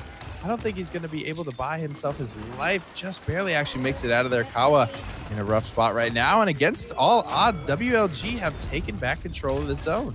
They certainly have, and you know, in the back line, Ghost is yet again. He just relentless in forcing Mudastina back, and just his presence does make the Bomb King question whether he could be in such an advanced position, though. However, it does seem to be Surrettes maybe going down. Good dimensional link to save his life. Mudastina with the 3 streak trying to make it more than that. He's got the King Bomb. Will it happen now? Ninja Doodle trades out quickly onto Unbelievable. Nice fire spit off the map. King Bomb is ready. A lot of low members right now. Mudastina is actually getting pushed. Has to pop it just to counter pressure. CC immunity from the battering ram. Legendary Skosis outplaying Mudastina. Mudastina makes a bad decision there. Just doesn't realize, just forgets that she's got that easy CC immunity, and is the 90% damage reduction. Isn't going to care at all about that big solo ult that's telegraphed completely. But again, Ash, with her presence, forced him into that position, yet whatever happened as a result, it ended up working for WASD. They've team wiped WLG just like that yet again. Somehow they get it done. Mudastina redeeming his name with a double kill, looking for more in the back line. A couple more bombs. He'll be able to find that, but Spunky is here to get it done for him. Accelerant is his. No, he's chain reaction this time. Have we seen anyone run Accelerant yet, just out of curiosity? No, not in this high level, and I think, you know, there's something to be said about it. There's a lot of value that you can get. That bomb explodes so quickly, and Ice Mines is a map of people clumping up, small corridors. I think there could be a case made for it, certainly, and it's going to be one of those that, you know, if you don't practice it, if you don't experiment with it, may catch you out in a big tournament with a team that's prepared and knows how to make it work. Memory thing that you would have to be used to, akin to, I would almost say, a wormhole where you're just conditioned to look for certain things. I don't know, Andrew gonna be able to land that dragon punch, but he does pay for it with his life. Very split up from the rest of his team right now is Ash. I think just trying to zone out. Members returning, she's gonna be able to do just that. She catches Fernando, looking for Unbelievable as well, completely on a solo mission, but does miss Unbelievable. No, dismounts him as well. Just trying to cut off reinforcements right now from WASD. I think this is a pretty wise move. Really good and patient play coming from Spunky. Doesn't notice the clone of Ying clone behind him, though, but he's going to get healed up pretty consistently. Seems like he's getting some good focus, and a good focus on Andrew Doodle comes through as well. Gets a big kill and takes the dragon out of the skies. Now, repulsor field coming from Ruckus, going to go into the planet is Spunky. Doesn't find much from that. Forced back out. Barrick drops the shield, and 45 seconds left. Ash gets blocked perfectly from the shoulder bash, but goes in the ult immediately. Start dominance, the Hexafire all coming out just to stabilize this team fight. So WAC, even if they don't get it done here on the conversion, I'm not super upset with this defensive commit that I have just forced out from WLG. These 2 big key ultimates won't be available now heading into the point fight in the next round. And 100% available. That's everyone on the side of WASD. And although Ying has hers, Barrick has his, Drogo's about 14% away. You know, the smartest move right now probably is to take your credits, take your chips, and wait until you go to the next round. You just got the advantage, let it sit, and go to work in round 3. Comfy bomb on the high ground. Ash is here just to knock back Modestina. Nobody's going to be able to start the overtime here. WLG will defend successfully. 2-2. We're all tied up. Ultimate advantage definitely in favor of WASD. All 5 ultimates, just 3 available for WLG. However, there will be the Illusory Rift, the Dragon Punch, and the Dome Shield. So not a ton in terms of getting it done. Andrew honestly has been missing more Dragon Punch than he has been hitting in the recent games of this set. So we'll have to see. A lot's going to ride on him in terms of winning this fight. He needs to drive this Dragon Punch home. He needs to get that pick. But what he doesn't know for sure, anyway, we can see obviously because of the team UIs, but that Immortal is going to be able to hopefully cancel that out, and WASD can turn this fight on its head. I don't see them struggling much with this fight. You know, that is assuming that they are able to find some sort of value for all their ultimates. As we head into the next fight here, a lot of questions on the table. Who will use what? Spunky with a very aggressive play on the backside. Goes into the withdraw. Gets a big shot. Oh, Spunky with 59 health to his name. Finishes off Drogos, but he goes back into the fight. He could get easily killed right here, and he's going to fall to Surretts. Dome Shield comes down, finds nothing. Surretts is all alone. Chain Reaction Bomb's going to do some good damage. Clean up Spunky, in fact, but Kamiker will eventually find him. Able to squeak his way out of that team fight alive. Mogito does escape with his streak intact, but he's going to have to wait for his squad to get back at this point. 60% already for WASD. You can see Ash now shoulder charging her way, wants to get in here to contest at this point, but they are being awaited by a Seismic Crash, Inara, and a King Bomb Modestina. You got to set the trap there. Modestina has an opportunity to just pave this pathway with chain reaction bombs. And here's a King Bomb. Oh, boy, the Poppy Bomb just doesn't do what it used to do, does it? And fortunately, just looking a little bit stale on that one. Gets 1 kill, but goes down immediately. Oh, man. Did he take the air control card? No, it doesn't have the air control card either for that. So that was a really gumpy King Bomb there, but does find the stun. They do pick up unlimited power off the back of it. The fight was already won there anyway, so not a whole lot gained, not a whole lot lost for WASD. And, of course, they're trying to get the win here. WASD, they need it. WLG, with the victory here, move on to the finals, and that would be quite a surprise for many people watching and familiar with the esports scene. WASD was in the summer premiere. They took 3rd place after a final game with Flashpoint to determine that outcome. And being beaten by WLG would certainly not be what most would expect, but it's about to happen unless they could push this payload to conversion. And it's well on its way with 1:27 remain. Already about 75–80% of the way there. Modestina finds Mogito. Andrew Doodle takes down Spunky, but Kawa is hot on his case, pun intended. Fernando finds that kill and surges forward, looking for more.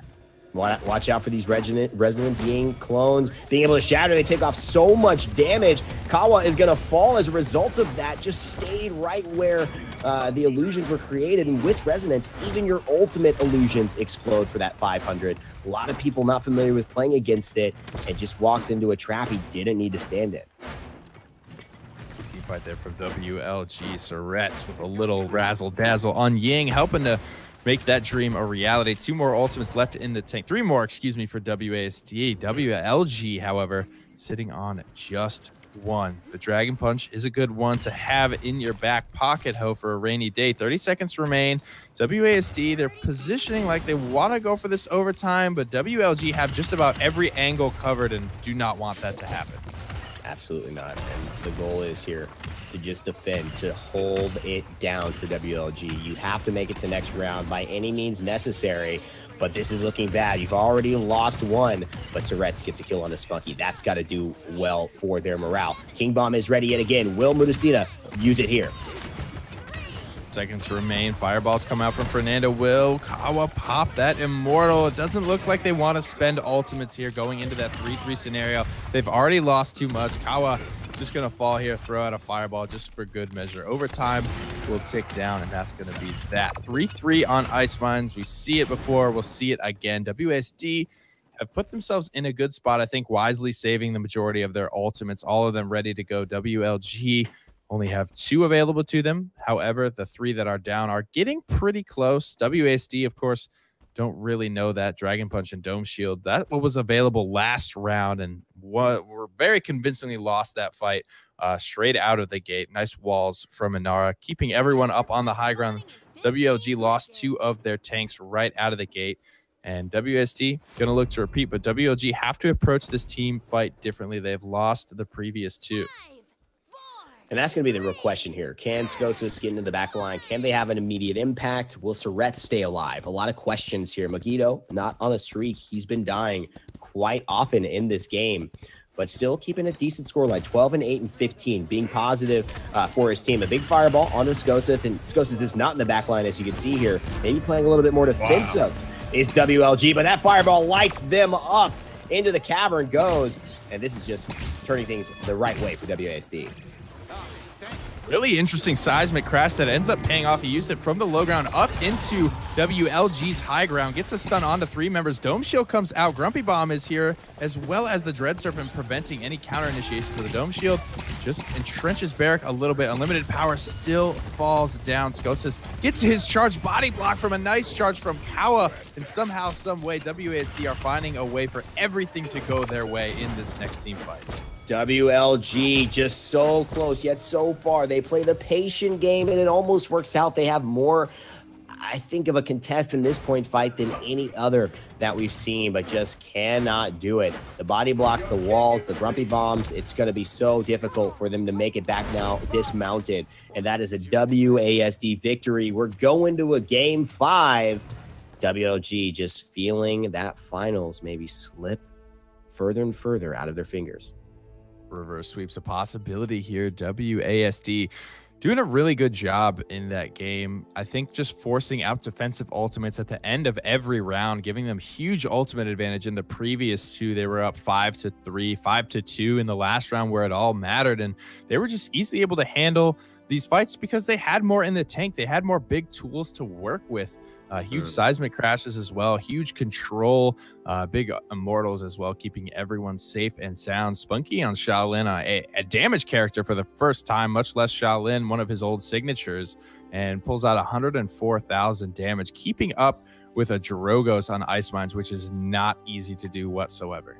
No, and it's a good map for Shaolin, but again, it's still not the same as Drogos, who has such a big advantage in that early point fight and alongside the push. Kamaker with 172,000 healing does a great job of keeping everybody healthy and alive. He's got 2 tanks to heal, and he definitely provided his role. Surrett's on the other side, 58,000 damage. That's what a Resonance Ying will do, but they just weren't able to have that presence with the solo Ruckus kind of staying on the point. Skosas realized that his backline tactic was good, but it just didn't get them the results they needed. Pulled back, played more safely towards the end of that 3rd round, but it just wasn't enough of an adjustment for them to take the win over WASD. Characters like Shaolin and like Chain Reaction Bomb King that are very good against tanks, big slow moving targets that are going to be easy to hit, confirming so much of the damage from Planet, and then the raw DPS output from Chain Reaction is something to behold in and of itself. So WASD with a great way back into this set. It's going to come all the way down to game 5, and we'll have to see where that will unfold after this break.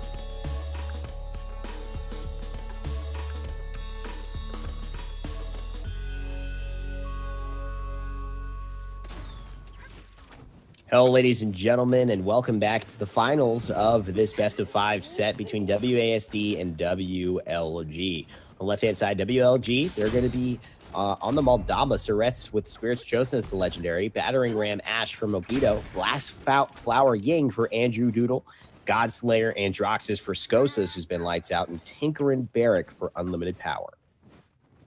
Things back up. We'll have Treacherous Ground Inara played by Unbelievable. Spunky will be playing Pluck Makoa. Modestina will be back on Combustible Jorogos, a character he used to be known for, at least in my eyes. I'm very excited to see him parked back there. Creatives will be on Exaction Cassie, and Kamikaer will be on Mortal Reach Saris. Unlimited Power goes to the front line. Goes immediately to the back on the Androxus. Modestina sniffs him out, maybe? He's looking for it. He's suspecting it. Doesn't quite see him yet. Here's going to be important. 3 dashes up into the air. One more. He sees a big task ahead of him. There's 3 members ready. And that flank goes miserably wrong. Skosas goes down, and Surets finds a kill. Just a consolation prize on Unbelievable. Well, primed and loose. Actually finds 1 kill. Creatives gets it in the back line. Modestina cleans up another onto Mogito. WSD swing things back in their favor despite almost losing Spunky. Playing so well as a team after the adjustments. We'll see if they can continue this, because WSD, they haven't been the most consistent team in Paladins esports. In fact, that's been their story, consistency. They've lost the first 2 games, and now they're back in the lead. But Unlimited Power takes down Kamikaer. If you're going to start a point retake, that's the way to do it. Unlimited Power is very low right now. A Fire Spit could kill both of these players. It will be just raw rockets that get the job done, and Creatives as well. But Spunky and Unbelievable, meanwhile, have fallen on the front. So 72% gain for WSD, 39 and climbing for WLG. But they are in control right now, and they're the ones that have to be rooted. Modestina with a long-range rocket across the map finds Andrew Doodle and gets a great start to this fight for WASD.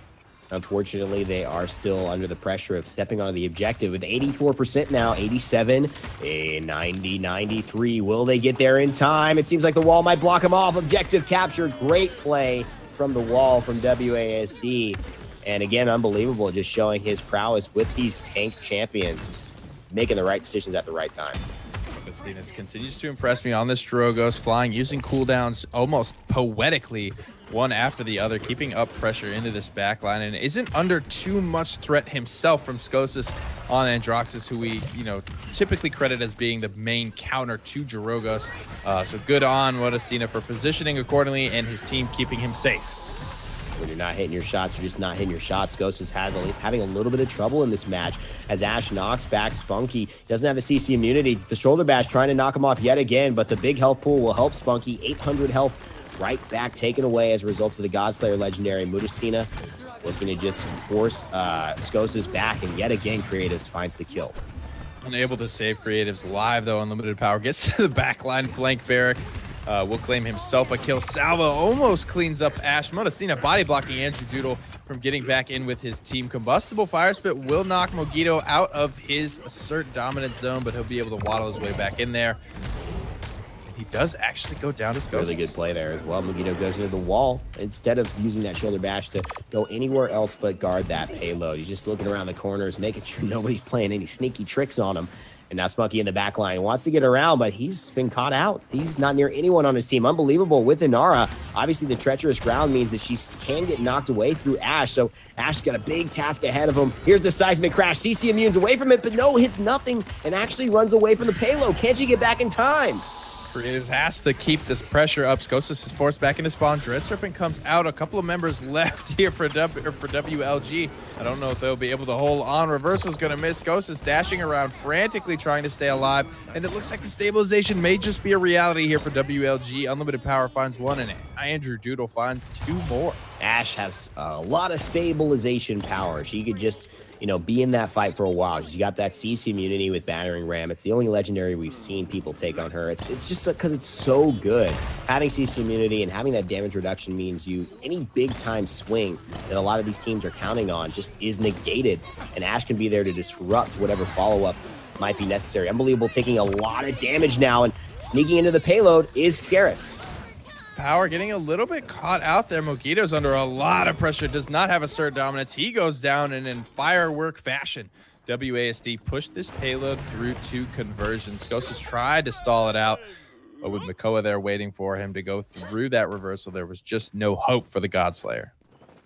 It's an unfortunate kind of situation here for WLG, finding themselves in the driver's seat for half of this set, admittedly. And for the second half, they just took a wrong turn and have yet to get back on the route that they remember. Surrett's been a big key of that. Mogito as well. Skosas, one to mention, but they have not had success here. 1-6 is Androxus in this game.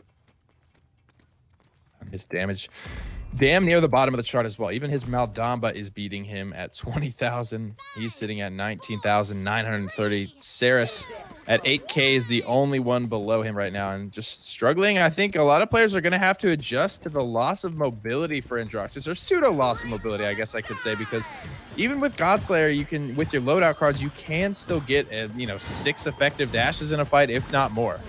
And that is the key as well. A lot of people played Godslayer, but, it just was something that a lot of people counted on Darkstalker to have this kind of in and out play style, but it's not working now, and it's not an option. The only option is to win big, and Mudastina, Unbelievable, and Spunky, they go ahead and do their job as well, keeping alive all the meanwhile by Chemiker, who's on the objective 30% and counting. 3 ultimates for WLG, 2 ultimates for WASD, but 2 more about to come up soon. Assert dominance gets scooped out of the sky from Spunky. She'll get it off after the fact, but just a clean play there to try and buy as much time as possible for his squad. 27% on the takeback. WLG are winning this fight handily.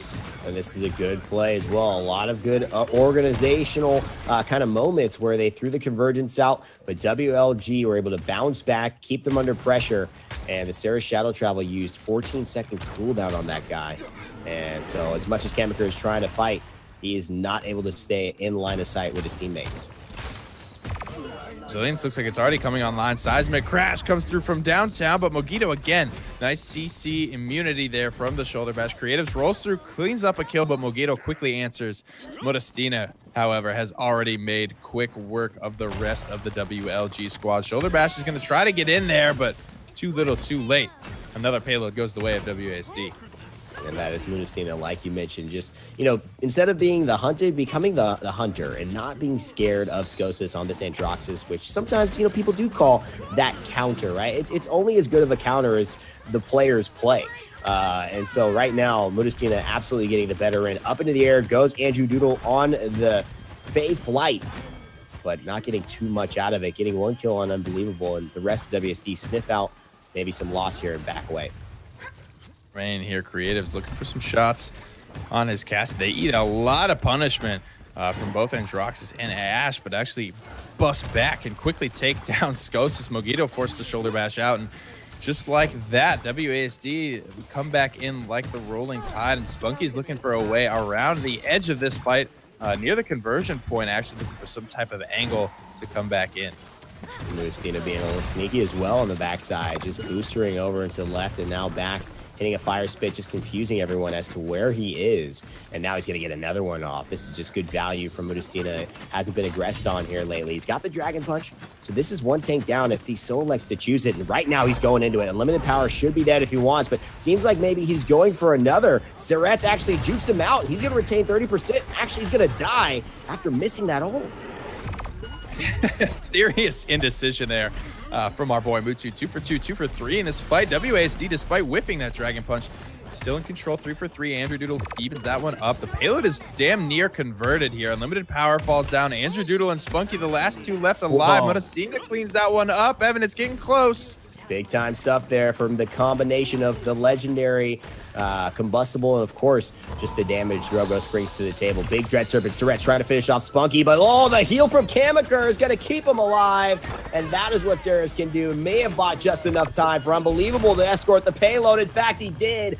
WASD complete the reverse sweep and take down WLG in this best-of-5 set, moving on to the finals to face their opponents.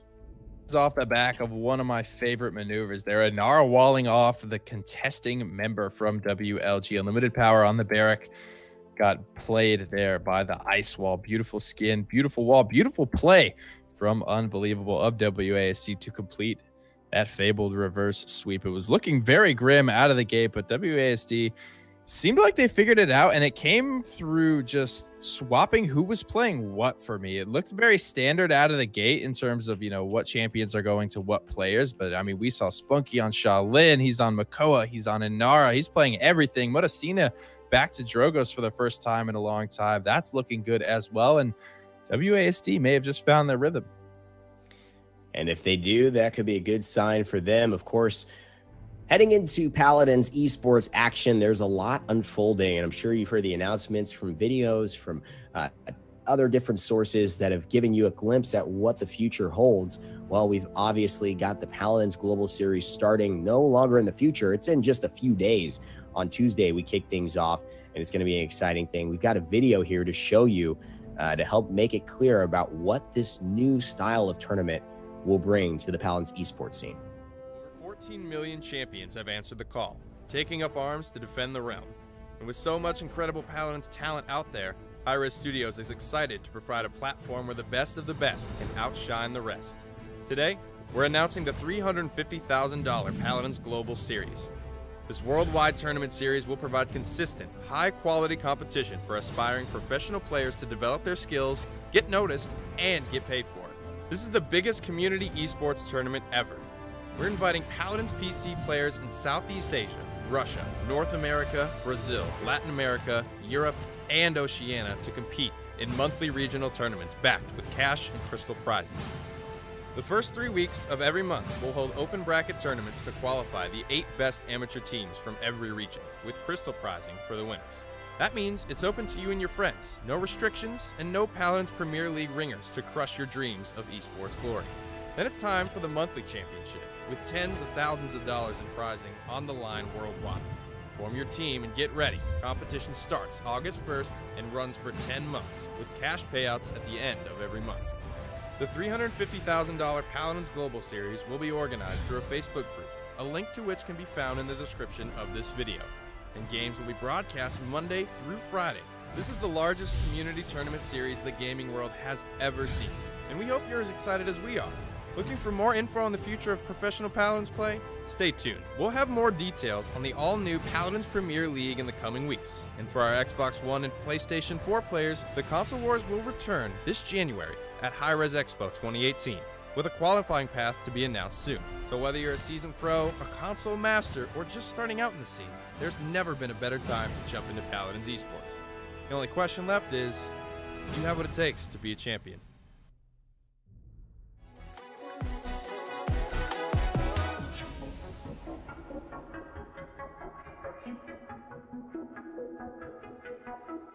Don't be afraid, won't let you fall, girl.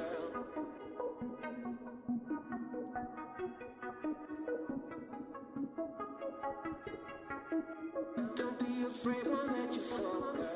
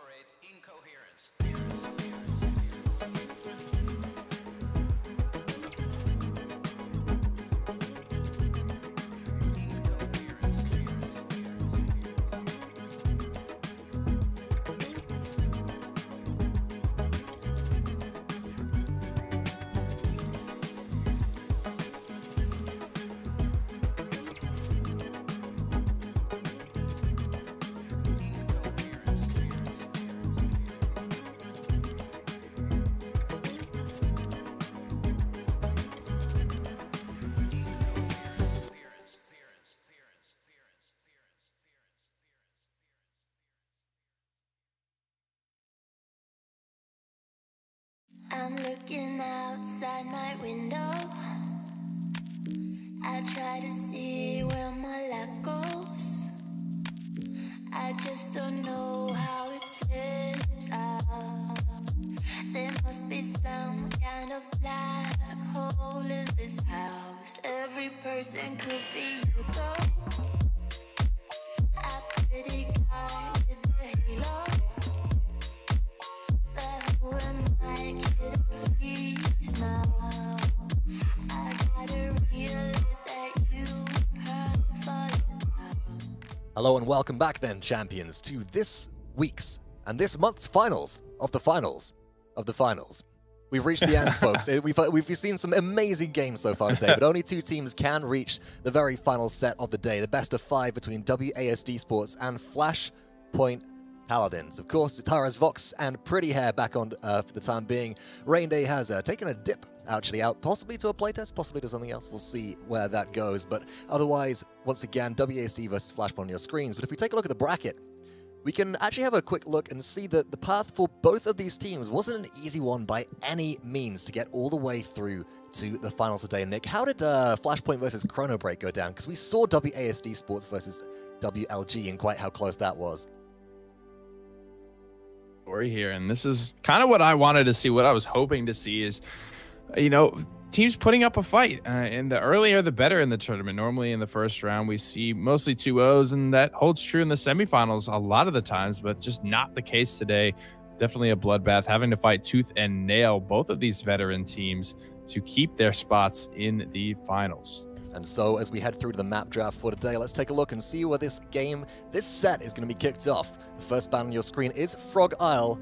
Fish Market is also taken away, and Jag Falls going to be the first location that we see this showdown go down. Nick, talk to me about Jag Falls. We've seen it quite a bit today, but a variety of compositions have popped up. A lot of Tinker and Barrack I've been seeing. Yeah, we actually saw, this is where WASD got 4-0'd in their first game of their semi-final set. We saw WLG go for a triple tank composition on this map. It's not something, well, tankiness is not something we're not used to seeing on Jag Falls, but to that degree is sort of a new thing. I mean, we saw the fabled 4 tank come through for the Gangstars earlier on in the year, but 3 tanks, I wouldn't say it's standard on Jag Falls, but at this point, who can say for sure? So much has changed in these past 2 patches that we're just really left to wonder what these teams are going to be going for in the draft. Absolutely. The draft will be on your screens momentarily, folks, but we can speculate for a little while as well. We've seen very little Genos so far throughout the duration of this tournament. In fact, on our spectated games, only picked up once so far by Kamika. And you made the remark, Nick, of during then the fact that very little damage was actually really achieved by Kamika during that game. We expect Genos to be dealing quite a lot of damage out towards all of their opponents. And do you think that in that situation, we're just going to see Genos focus down to prevent that from happening, or was that just merely the fact that it was against the triple tank composition less effective? I think it's a little bit of that, as well as we want to see the Void Grip come through to single out easy to kill targets, not necessarily tanks, but I think it could probably be effective against tanks, given, you know, that's the goal, is to focus down whoever gets Void Gripped. But the combination of that and the fact that the character is just brand new, I don't think anyone's quite figured him out to the extent that they probably would like to have him figured out to at this point in time. He has 3 very different legendaries that all require pretty different loadouts, in my personal opinion. I actually haven't really had the chance to play him in casuals just yet, but I was playing alongside Evan, who was playing him, and he was running a variety of stuff. But the main thing to me is this character is definitely going to take some figuring out. It certainly will be the case, and whilst we are just waiting for our teams to just make sure that they're actually ready in the lobby and good to go now, the admins have given them their call. They are on a DQ timer if they don't actually start their games within the given time, and as a result, we'll be heading into the drafting phase very shortly, or one team will be taking a very early map victory. Otherwise, we've seen a few other changes happen in OB55. Nick, are there any other balance changes which you think have impacted the competitive scene that you've seen so far today, or are we still resting a little bit on the laurels of OB54 and seeing more of that stuff like Tinkering Barrack really start to come to the forefront and so on? Yeah, well, 54 for at least in my opinion, for those of you that don't know, was more of just making things easier to hit in terms of the range, in terms of RPDs, especially for tanks and characters that didn't really have a whole lot of range. Maybe even EV, looking at projectile speeds for characters like Cassie, like EV range for characters like Grok, for Fernando, for Ashe. But the big changes really came in 55, in my opinion, when those where we saw a lot of legendary changes. I'm pretty sure all that changed about Fernando was his fireball cooldown, as well as the speed and size of said fireball. And that really has just catapulted him back into the spot where he used to be, a fireballing machine. He's cranking those out, keeping in people's faces and zoning out 2 to 3 members of the enemy backline. Like the good old days. And it's remarkable because Fernando also as well, we've seen him maybe not be as tanky as some of the other champions in the realm right now. He's not as tanky as Inara with damage reduction innate, as well as battering ram Ashe, but with that extra bit of damage is really able to supplement his ability to stay on the front line in combination with their shield, just get up in people's faces and force them out. It feels like the old Bomb King math problem has really transferred over to the self-proclaimed knight. Yeah. There. But otherwise, we've seen also a lot of Inara so far this tournament, running a very interesting legendary as well. Talk Treacherous Ground to me. I mean, we saw in last week a bit of Troll Inara where you got a 3-second cooldown on Impasse, but Treacherous Ground seems to be super effective at the moment. Yeah, this is the legendary that not only increases the size of the Warder's Field, which is the big slowing field that Inara has bound to her F key by default, but it also adds a cripple on top of that. We saw Spunky making great use of that, and the slow is just so damn impactful that it really makes you feel like you can't escape that. And especially if you land a good one right on top of somebody, it is just so long, and the slow is so impactful, no movement ability to get out of it. It just feels like you're dead in the water. And Box, it looks like we have actually moved into the draft phase for this game number 1. That is correct. Some Soul Champions. Let's check it out. Unbelievable. Kicking things off for WASD versus Flashpoint on the right. Bans will be coming up shortly as we do enter the drafting phase for this Game 1 on Jaguar Falls. You can see that we're just waiting for this all to get started up. It's not actually payload, as you might see in the bottom right-hand corner of your screen. That is incorrect, but the first ban comes through from the blue team, positioned on the red team side, and that is Lian. So making sure that Lian isn't available to go over to Cybe 8, if I'm not mistaken, from the team of Flashpoint, who's demonstrated a real mastery with this precision aim monster in previous weeks. Only the name of his game. We saw Leon ban 1, 2, 3, 4 out of 5 games in that previous semifinal set. Drogos banned out as well for these guys. Not wanting to let that one slip through. Hovered and locked. It will be Fernando first picked for Unbelievable. This is relatively interesting to me because we've seen Ruckus as such a mainstay first pick for so long, including being banned out, but no, it is the Fernando which is considered more important here potentially. Dialer and Phoenix yet to pick for that team. We'll see if it is a heavy frontline prioritization that comes through. I could easily see a Barrack or a Ruckus coming through and together here, as they have been very much favored throughout the duration of this tournament, but it's going to be Ruckus and Cassie that are hovered here and locked.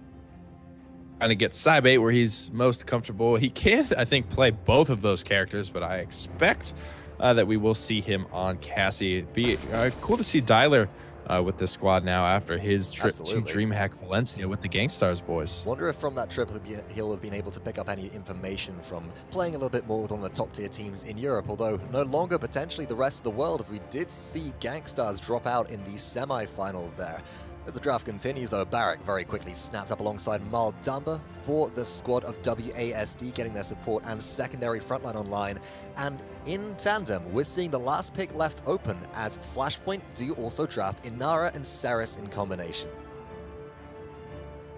Indeed, very easy to use. Miss Ceres is, and no Genos. I mean, Genos for me, in terms of his healing, is easy, but it's like Evan was mentioning in our set where we saw him last, it's not like on the spot gonna save you healing. In my opinion, the hot's gonna go on you, and then it's almost up to that player who's receiving the healing to play accordingly, right? You can't get super aggressive like it is when you have a Ceres tethered to you, healing for you 1,000 a second. You just have to play it a little bit more slowly. Use that healing. It's 10 seconds of a healing over time to be able to be used, but we're not gonna see that this game. But speaking of supports, after we have Bomb King and Makoa drafted for WASD, rounding out their lineup will be Grok for the side of Flashpoint. We've seen this a few times before, and actually Dyla running Grok is nothing uncommon to anybody who's familiar with top-tier European play, even if it's just casuals, as this is a common sight. And I'm suspecting a totemic ward to come out. Look at the amount of crowd control, Nick, that we see on the side of WASD Sports with Bomb King and Maldamba there and Makoa. That's going to be really impactful if they're able to reduce that. I'm excited to see how this game breaks down, so don't go anywhere, folks. In just a couple of minutes, we're going to have the first game of the finals of the July finals. WASD Sports versus Flashpoint Paladins coming up next on Jaguar Falls.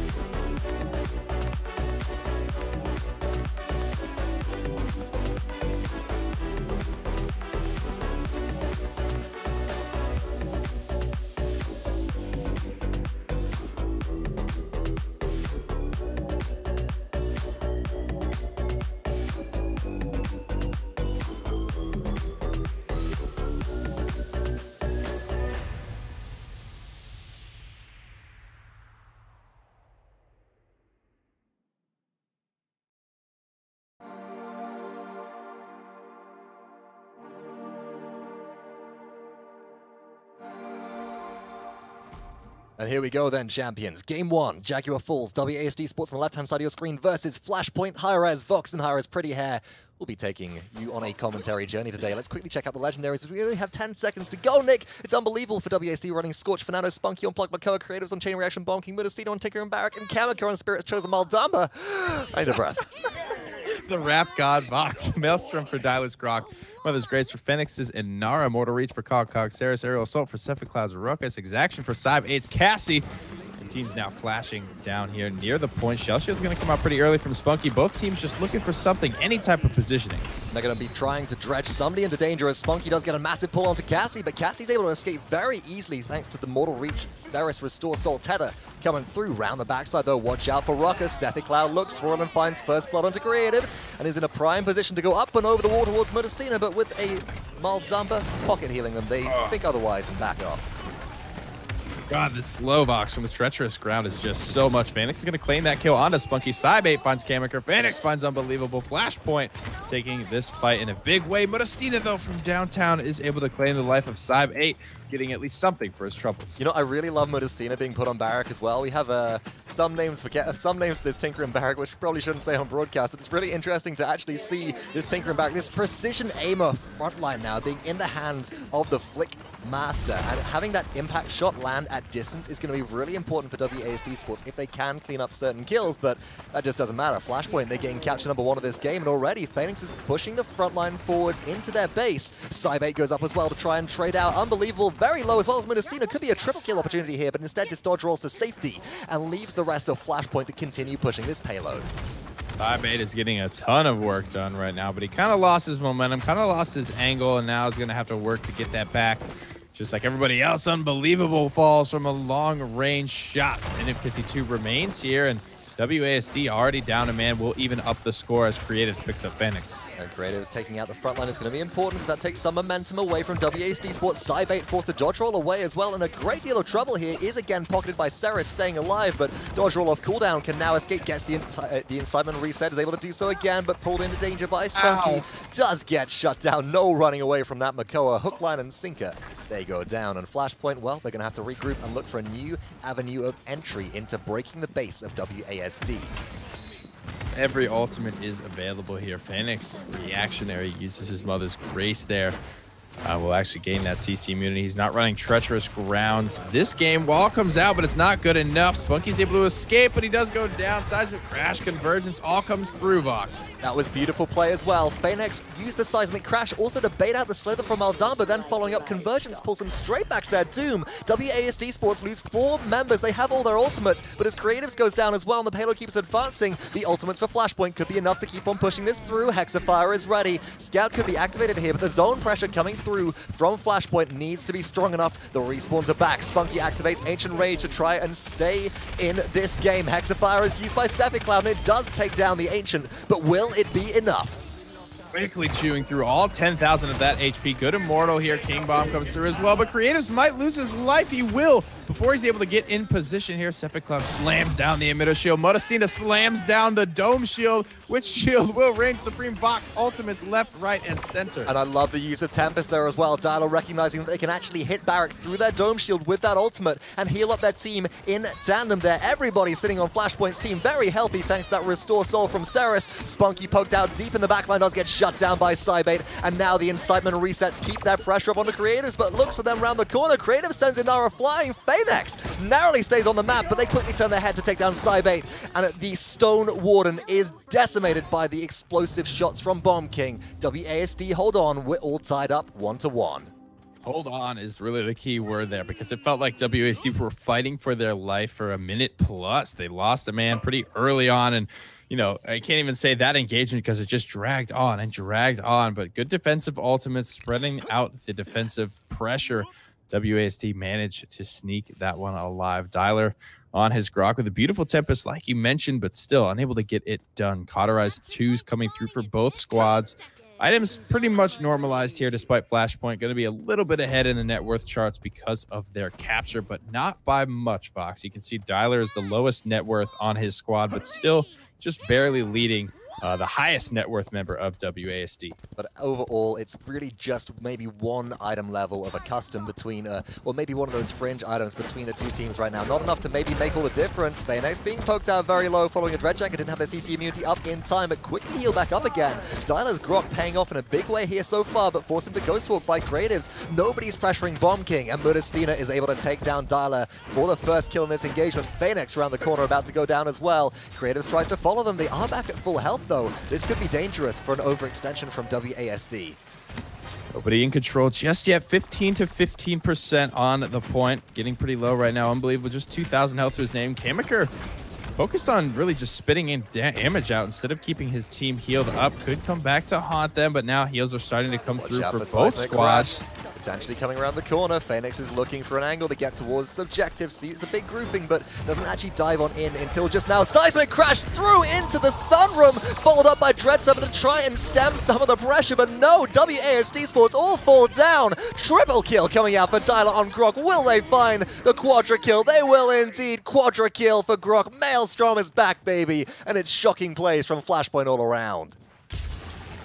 Ladies and gentlemen, Dialer bringing something back from land, and it's Maelstrom Grok. Here comes the King Bomb over the top, but it will be a Ghost Walk, hopefully able to keep Dialer safe from harm, and it will. And gets nothing for that King Bomb. WASD scrambling to get back onto the point. Dome Shield used, Hexafire, Ancient Rage still potentially could come out for Spunky, but that's already the Immortal from Fernando, and that's going to force the Ancient up into their stance. Melee Dreadjacker comes out, but avoided by Cephicloud. Ruckus stays alive and reasserts towards the the edge of the objective through the sunroom and regroups up with Ceres to receive a quick link heal before they can contest again. 96 to 99% onto the objective goes Cephicloud, the last hope for their team, as everybody from WASD Sports is still back on here and alive. Inara takes over, but the Bomb King Grumpy Bomb has been thrown out. Phoenix won't get stunned, but will get shut down, and it's just overtime trickling again and again. WASD Sports have too many members on, and they get the second capture of this game and go up 2-1.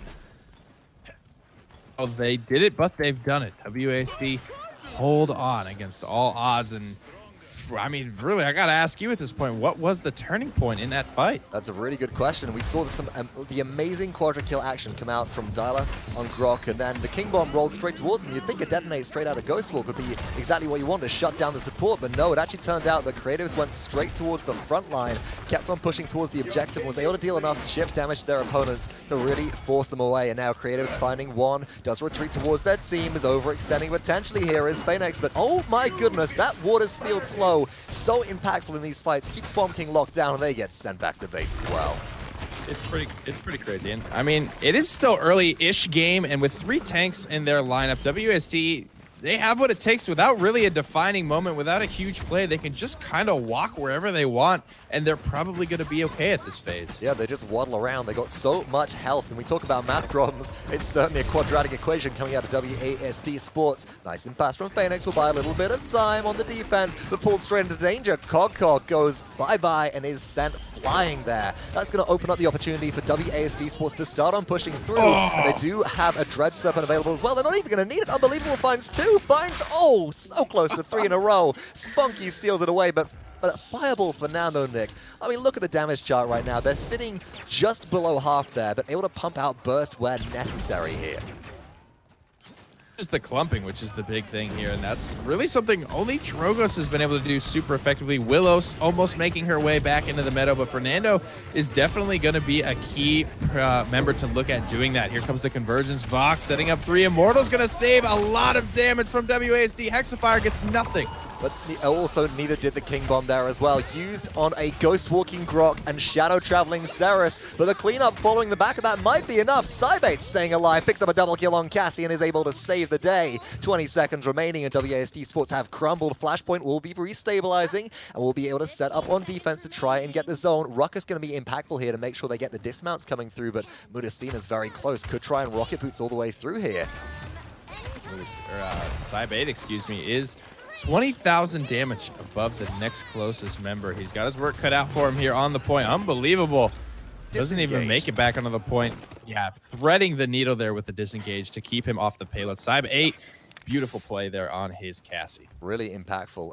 And just, as you mentioned, threading the needle, being able to hit the shot onto Fernando. I mean, part of me wonders if that's just luck, right? Fernando has their shield tilted slightly the wrong way, so you clip the backside of their body and their model and send them soaring. But great play overall, and Cybe8 with damage numbers that currently read 99,893 in just 10 minutes of gameplay is driving Flashpoint to equalize their opponents, all tied up 2-2. How are we looking at items now? Items still going to be pretty much about even, as one team has captured 1 payload apiece, you can say. So that 300 bonus credit's going to be for either squad here. But Flashpoint, only 1 cauterized 3 as opposed to the 3 cauterized 3s for WASD. So look for that to really start to have an impact here.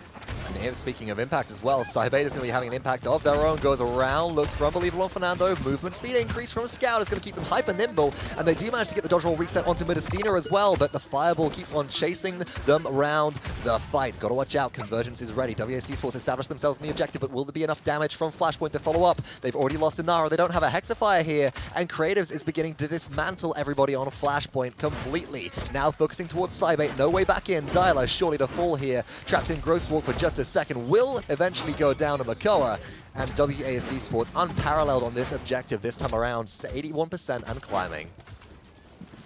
Health to his name, Spunky continues to get aggressive. He pays for it with his life. Cybe8 takes him down, rolls in, but too late. WSD have already come gotten what they came for. And it's just, again, as you mentioned, too little, too late there. Flashpoint, they had some good play from Cybait early, but the major clumping of Flashpoint got dismantled and taken down very, very early into that fight. And from then on, it was just a stagger. WASD Sports did not give them any room to move back on through, and now they're pushing their advantage, making sure that the stagger continues. Sepicloud forced all the way out. Dialer likely to be taken down here as their shield will not save them from Creatives on Bomb King. Cauterize 3 already online. Their healing totem means nothing as well, and Ruckus trying to force them out, just not going to mean anything here. Minute 52, scouts ready. A lot of ultimates for both squads right now. Who's going to use them first? WASD starting to get some momentum. They pick up 1, they pick up 2, they pick up 3. They could look to pick up 4, and they will. Modestina finds himself a double kill, looking to make this a clean 5-0. You know, 0 to 100 in this team fight, Vox. It was all even, and then WASD blew it wide open. They just hit the gas pedal, and they did so without the use of ultimates as well. Only Ancient Rage has been used. WASD sitting on 4. Will King Bomb this time around find a bit more of an impact? Creatives is busy setting traps for the time being. Phalanx on Anara rushes in to try and contest. Out comes the Seismic Crash, stunning a lot of members. Hexafire into Immortal as well. Creatives going for the retake the second time around, but this time finds King Bomb onto 2 of the front line, not the damage immune backline targets, and is able to take them out. Modestina cleans up Cybait, and only Dialer remains as well. Kokog not a part of this fight. Tempest is activated, but it just doesn't matter. WASD Sports push the payload through, and they take game 1 in style. I mean, have you ever seen such a more beautiful defensive play? So the Immortal gets Barrick alive through that onslaught of Hexafire and the convergence as well. He drops the Dome Shield. The Gourd comes out from Kamikaze, heals them all back up to full, and they're all, it's a fresh reset, and it's just a beautiful execution to the fullest for those defensive utility ultimates there. I mean, hats off to WASD for surviving that fight. And that's Maldamba as well. Kamikaze playing this champion, working so well with the AoE Gourd heal as well as Mending Spirits, just able to pocket whoever they need to, but make sure, as you mentioned, once Immortal is down, everybody's going to reduce to a maximum of 1500 health. The shields can go up, Cauterize is blocked, and the AoE healing comes through. Kamikaze sitting after that game at a 4, 5, and 19 slash line, but 192 seconds on the objective and a highest healing stat in-game of 126,000. Great play all around, and Kamikaze, we're used to seeing them on more frag-based champions, you know. When I think of Kamikaze, I think of Buck, I think of Cassie. I don't think of supports like Maldamba, but they certainly seem to be settling well into this role. I tell you, I agree with you. It's been really crazy to see everything kind of up in the air right now for all these characters. Who's playing what champions are being prioritized as well? How are you feeling about the Grok right now? I mean, Tempest Grok, you know, sure, you look at this lineup, right? It's 3 tanks. They're easy to hit. You know, turrets can land a ton of those shock pulses, but it's like, what is it really doing for you? Is that damage impactful for you? I don't know if I'm sold on it still. I feel like not enough, and honestly, Nick, I'm going to have to say it here. I feel like Totemic Ward would have been more useful. There were a few crucial plucks from Spunky's Makoa throughout the duration of that game that displaced the members of Flashpoint into their doom. And if Totemic Ward was active and that CC could have been cleansed, then maybe the game would have gone around a little bit differently. But ultimately, I feel like, regardless of legendary choices, Grok, 82,000 damage, certainly nothing to be sniffed at, doesn't really compare to the 102,000 coming out of Creatives, who wasn't shut down. There seemed to be nobody that could deal with Bomb King in the lineup of Flashpoint, and moving forwards next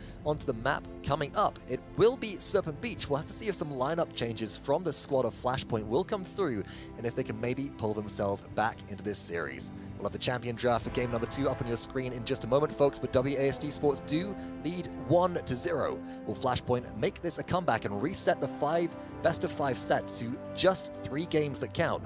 Will WASD Sports go up 2-0 and look to make this a clean sweep in game 3?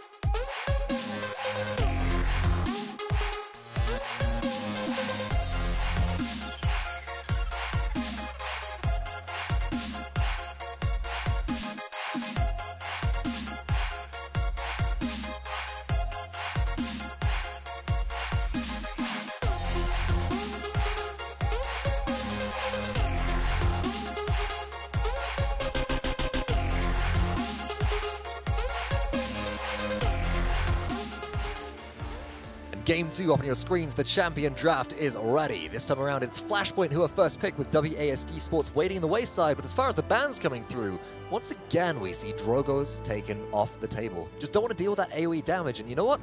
Following WASD Sports actually drafting the heavy tank composition, having Drogoz taken off the table as a potential counter to that was really impactful, it felt like. It's an impact pick for both of these teams and for pretty much every team. It has to be something that you can play and something that you can play very well, and it will be the Fernando ban out as well. Unbelievable, just demanding that after the hot performance he had in the previous game. Right, and that's going to also limit the frontline potential that we're going to see coming through from both teams, but it does leave Lian open, and after Ruckus is taken for Flashpoint, WASD Sports quickly snapped it up. Imagine that in the hands of either Creatives or Modestina. So much flex potential within this team for one of the two precision aimers to take up this champion, and that still leaves room for a Bomb King. See being hovered right now, Seffic Cloud talking with his team about what they want to pick up. 2 master boarders we're seeing for both Cog and Cybe 8. Gonna lock in the Cassie. Seffic Cloud locks in the Ashe as well. Ball back in WASD's court. Looks like it will be the Makoa and the Maldamba for them. They leave their last pick open for a counter pick. And that's going to be quite interesting. We've remarked so often how one team can often lead with a support and then look to lock their damage in earlier and maybe force their opponent into picking a support and then getting a counter pick online, or forcing them into picking damage and then recognizing that there will be no counter pick, just support will be the final one. But enough of that. It will be Ceres, picked up by Dialer here briefly, and Phoenix waiting to draft another potentially damaged champion. We've seen double support, we've seen triple frontline so far today. We'll have to see if potentially we're going to see another damage, and I think that stripping the Bomb King away as they have hovered and locked it is a good idea. Creatives did far too much work on that for WASD in the previous game of Jag Falls. Now on Serpent Beach, it's somebody else's time to shine. Yeah, and if they didn't draft some type of blast pressure there, I think that WASD probably would have just gone into triple frontliner again. Yeah. In a way to punish that, but they are going to be able to pick that one up. And as a result, it will be a blaster for themselves. Kamikaze picks up the Willow. And this is actually quite impactful as well, as when Willow goes into Fae Flight, who is there going to be on Flashpoint's lineup that can shut them down? Seffic Cloud's the only hit scan here. Cybe 8 is going to have a lot of pressure on them to hit the airborne shots. And as the trades do come through and we ready ourselves for game number 2 on Serpent Beach, we'll have to see if maybe this draft for Flashpoint will cut the mustard, or whether they're still going to meet the demise at the hands of WASD. Let us know in Twitch chat, let us know in the YouTube live chat, which team do you think has the edge in the draft? We'll find out exactly how it goes down in just a couple of minutes once we get into game.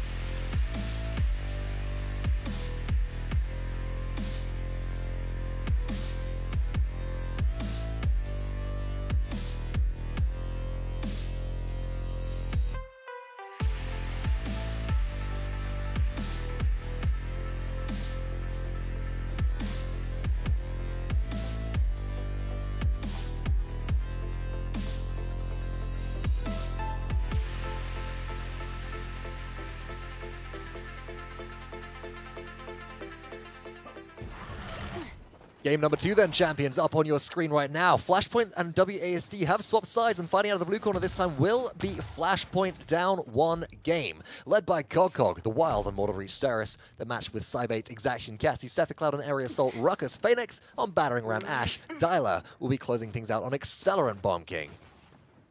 Unbelievable. We'll be taking Tinkering Barrack this time around. Spunky back on Pluck Makoa. Creatives on Blast Flower, Willow, Modestina on Precision, Leon. Kamiker, Spirits Chosen for Maldama. Now, Vox, you told me you already have Leon at level 10.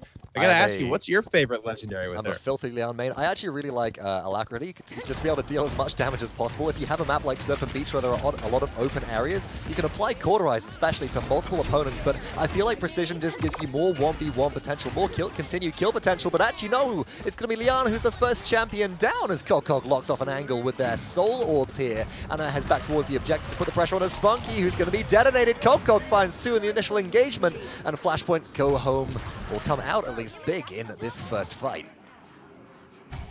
And for Flashpoint, they're continuing to climb. 18 captured for WASD. Not much more to be said about that fight. They lose 1 early, and the rest fall quickly thereafter. Good high ground control by Cephicloud. He is going to have to give that up as soon as multiple members from WASD come calling. He drops the emitter shield. He's looking for it, and big rotation back to his squad. And what was beautiful there as well was a Grumpy Bomb placed preemptively from Bomb King, just making sure that Barrett got stunned, dismounted, and overtime is now only just ticking. But look at Phoenix playing this Ash, being able to disrupt the backline continually, finding a lot of kills where necessary and helping out their team. But it's Dyla who finds 2 and is able to push this overtime out. Flashpoint lead 1-0. Big heal coming through from Cog as well. 81% on his ultimate. He will actually be the second to reach that ultimate in the game right now. Cassie, Cybate, the only one beating him out already at the mark with Scout. A lot of big targets for her to shoot. He's doing a good job at shooting them. Convergence is ready. Cephicloud just barely makes it out, and Cog gonna pump that healing into his mechanized tank.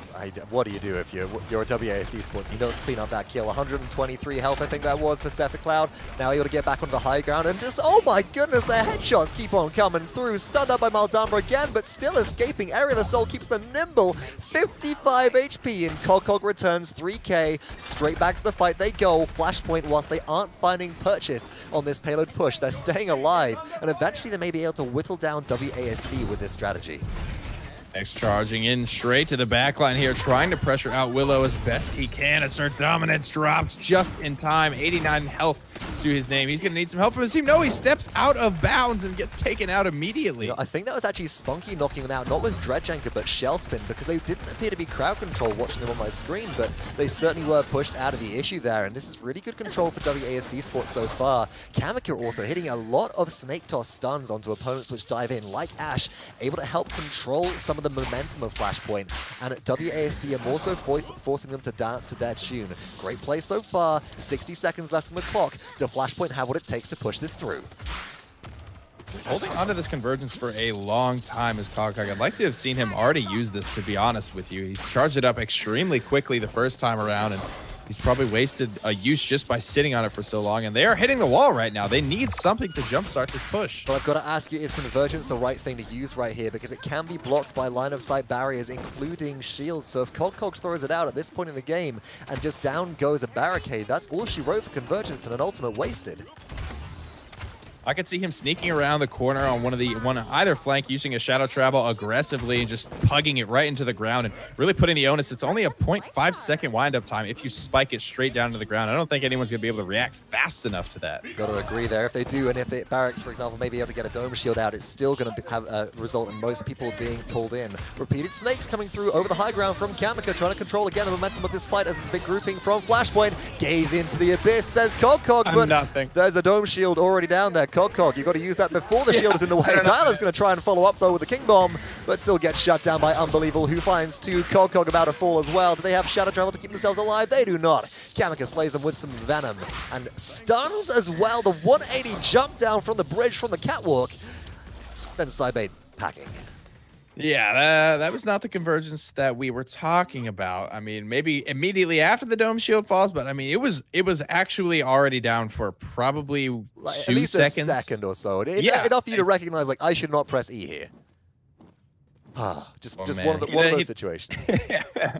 He does have morale boost, though. He's back to 15%. You're going to need it after whiffing an ult like that. Your team's going to be looking at you wondering what the hell is going on. Not the dream there from a man's, but he'll get it back, I'm sure. Cybe 8 appears like he's pretty close to being way out in front in net worth. It's actually being led by Saris. Pretty impressive to me. She's been pumping out just so much healing. I think there's really no other argument to be made, and sitting on almost 900 credits, so almost a morale boost to 3 after just one round. We can poke at his ultimates all day, but his healing has been on point so far. That's going to be really important, but up and over the top comes the Hexafire from Zephicloud, looking for some backline pressure, but Leon says no. Out comes Enlightenment. Double kill for Modestina following the Grace auto-aim shot to take them down, and Creatives also finds 2 double-doubles so far. Phoenix left out to dry as Ashe will use Battering Ram channeled straight into the face of Willow to try and break down their opposition. Modestina takes a fight that they probably shouldn't do and falls in the process, but at least Spunky gets the kill, and 78%, 81 and rising. Spunky now heads off looking for just try and find anybody who's going to look to contest. Zephicloud comes dive bombing inside, but 8 and Dyler are here as well. Dread Serpent's going to provide some peel, but it doesn't result in any kills. Just one coming through for Flashpoint, excuse me, and WASD continuing to hold this one down. It's looking pretty good for them, but Creatives is looking to turn it around. Creatives has to go big here if they want to be able to. Ancient Rage used by Spunky on the objective, just holding their fire here as Ashe and Phoenix is trying to contest overtime. Does go into the shoulder bash, is able to get a shutdown on Modestina, but falls to 2 successful cannon shots from a Spunky. Contest still happening though. Onto the objective is Kokok. Dyler returns as well. Out comes the front line from Zephicloud, and Kokok narrowly able to escape into shadow travel. Much closer contest than maybe expected, but Flashpoint is still down members and pulled straight back down towards a dome shield. Zephicloud's in trouble. Yeah, big trouble here. No shadow travel available for 3 seconds here. Kokok just walks forward and dies immediately for it. Overtime feels like it's just a matter of time at this point. Flashpoint are not finding any respite in this team fight. Gore comes down. Kamaker keeps everyone healthy, and WASD come away with a payload of their own. And that was just a technicality at that point. Flashpoint were too staggered and not able to stabilize. They had to keep on contesting the objective. They had to keep on setting up overtime, but they didn't have the opportunity to really get their feet back underneath them and find their way to walk on through. Stagger is the name of the game from WASD Sports, as it was in the previous game on Jaguar Falls. But as we saw in the last conversion as well, they're certainly able to just step on the gas pedal when necessary and force a 5v5 team fight. If WASD Sports are looking for an opening pick on anybody, who do they want to take down on Flashpoint's side? I think they want to get Cybe 8 down as soon as possible. He's been such a threat. He's so consistent at basically every stage of the game. He's doing a ton of damage. Nice enlightenment from Modestina. Not only stays alive for the time being, but claims a kill. He will go down eventually. Spunky in some trouble, but Kamaker, again, keeps his boys up. Just that Mending Spirit comes through. Nice reactive Shell Shield as well. Stops the Grumpy Bomb stun. Pulls in Dyler, who's sent flying backwards by Poppy Bomb, so nothing really gained there at all. And must retreat as on the high ground. Ruckus is controlling space quite well, but still Spunky and Kamaker working together as such a good duo here. Really loving this change to support, and with Phoenix overextending into the backline very, very deep. Could be shut down. This would provide an excellent opportunity to start this payload push-up once again. Cute little 1v1 there between Creatives and Cybe 8. Creatives comes out on top and gives Cybe 8 a taste of his own medicine with a spray and an emote there. He pays with it. He plays for it with his life, but I gotta say that one's probably worth it for him. Absolutely. I mean, it's not just about the cash prize on the line, is it, folks? It's all about the bragging rights as well. These are two teams which are sat in mid-tier of the European scene, high mid, we should say, 3rd and 4th positions, trading out occasionally with Yon Burrito Esports, ex-Wolves Esports as well, and seeing them go head-to-head in the finals of competition here is certainly a thrilling thing to see. But as Creatives does get the shutdown on the Cybe 8 and stays alive with 11 HP, Kamaker's going to use Mending Spirits to keep them tops up. Flashpoint have no leg left to stand on as the payload careers towards the conversion point. That's basically what we were just talking about. Besides the Ancient Rage, they don't use any ultimates, and they just hit the gas pedal, it feels like. Out of nowhere, this team just comes ripping into a zone and takes control of it. Dread Serpent, Convergence, Hexafire, everything is hitting the ground. Zephicloud's found 2. WASD have been able to find 2 of their own, now 3. Modestina putting in some work. Kill feed is filling up either way. Vox, it's down to the wire. Cog sitting there with 2,000 health left, doesn't have the Ren soul to be able to try and stall out, but Phoenix has respawned. The front line on the objective is going to buy enough time for some more respawns to come back in from the rest of the blue team. Watching for the kinetic burst here, could send Spunky flying, is able to, shoulder bash is ready, but just contesting is the tanky Ash for the time being, but Ceres just unable to get the healing off because the corner eyes coming out of WASD. Mid-round buy, so effective, dead zone as well, keeping all of the healing shut down. Double kill for Creatives, double kill for Unbelievable, but Cog stays alive, picks up a triple kill on Ceres, and is able to defend the payload. Munestina left, just standing by the wayside. This support frags, dude. This support is just nuts. I don't even believe it, man. Everyone was so low from both sides, and the coin that time just ended up tipping the way of Flashpoint. Cog. Big triple kill there to stabilize his squad, as well as getting himself to 96% ultimate charge on his convergence. 2-2.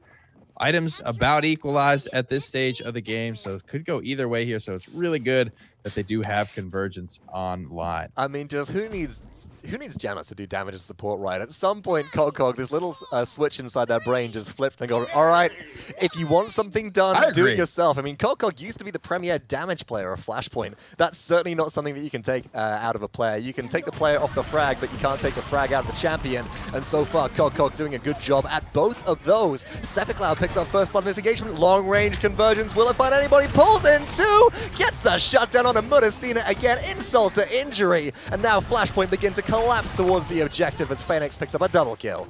I mean, about as flawless of a fight from Cog, influencing a ton of damage, healing up teammates, landing a two-man ultimate from distance, clearing a turret, finding a third frag. This guy's doing it all right now for his squad, and he is leading the net worth chart for a reason. Absolutely, just impact plays. Creatives, though, goes up into the air, rocking out on that new Willow skin, says reach for the skies, but does manage to find one. Can they find a second? Misses a couple of key shots on the side 8, but is still able to get the damage.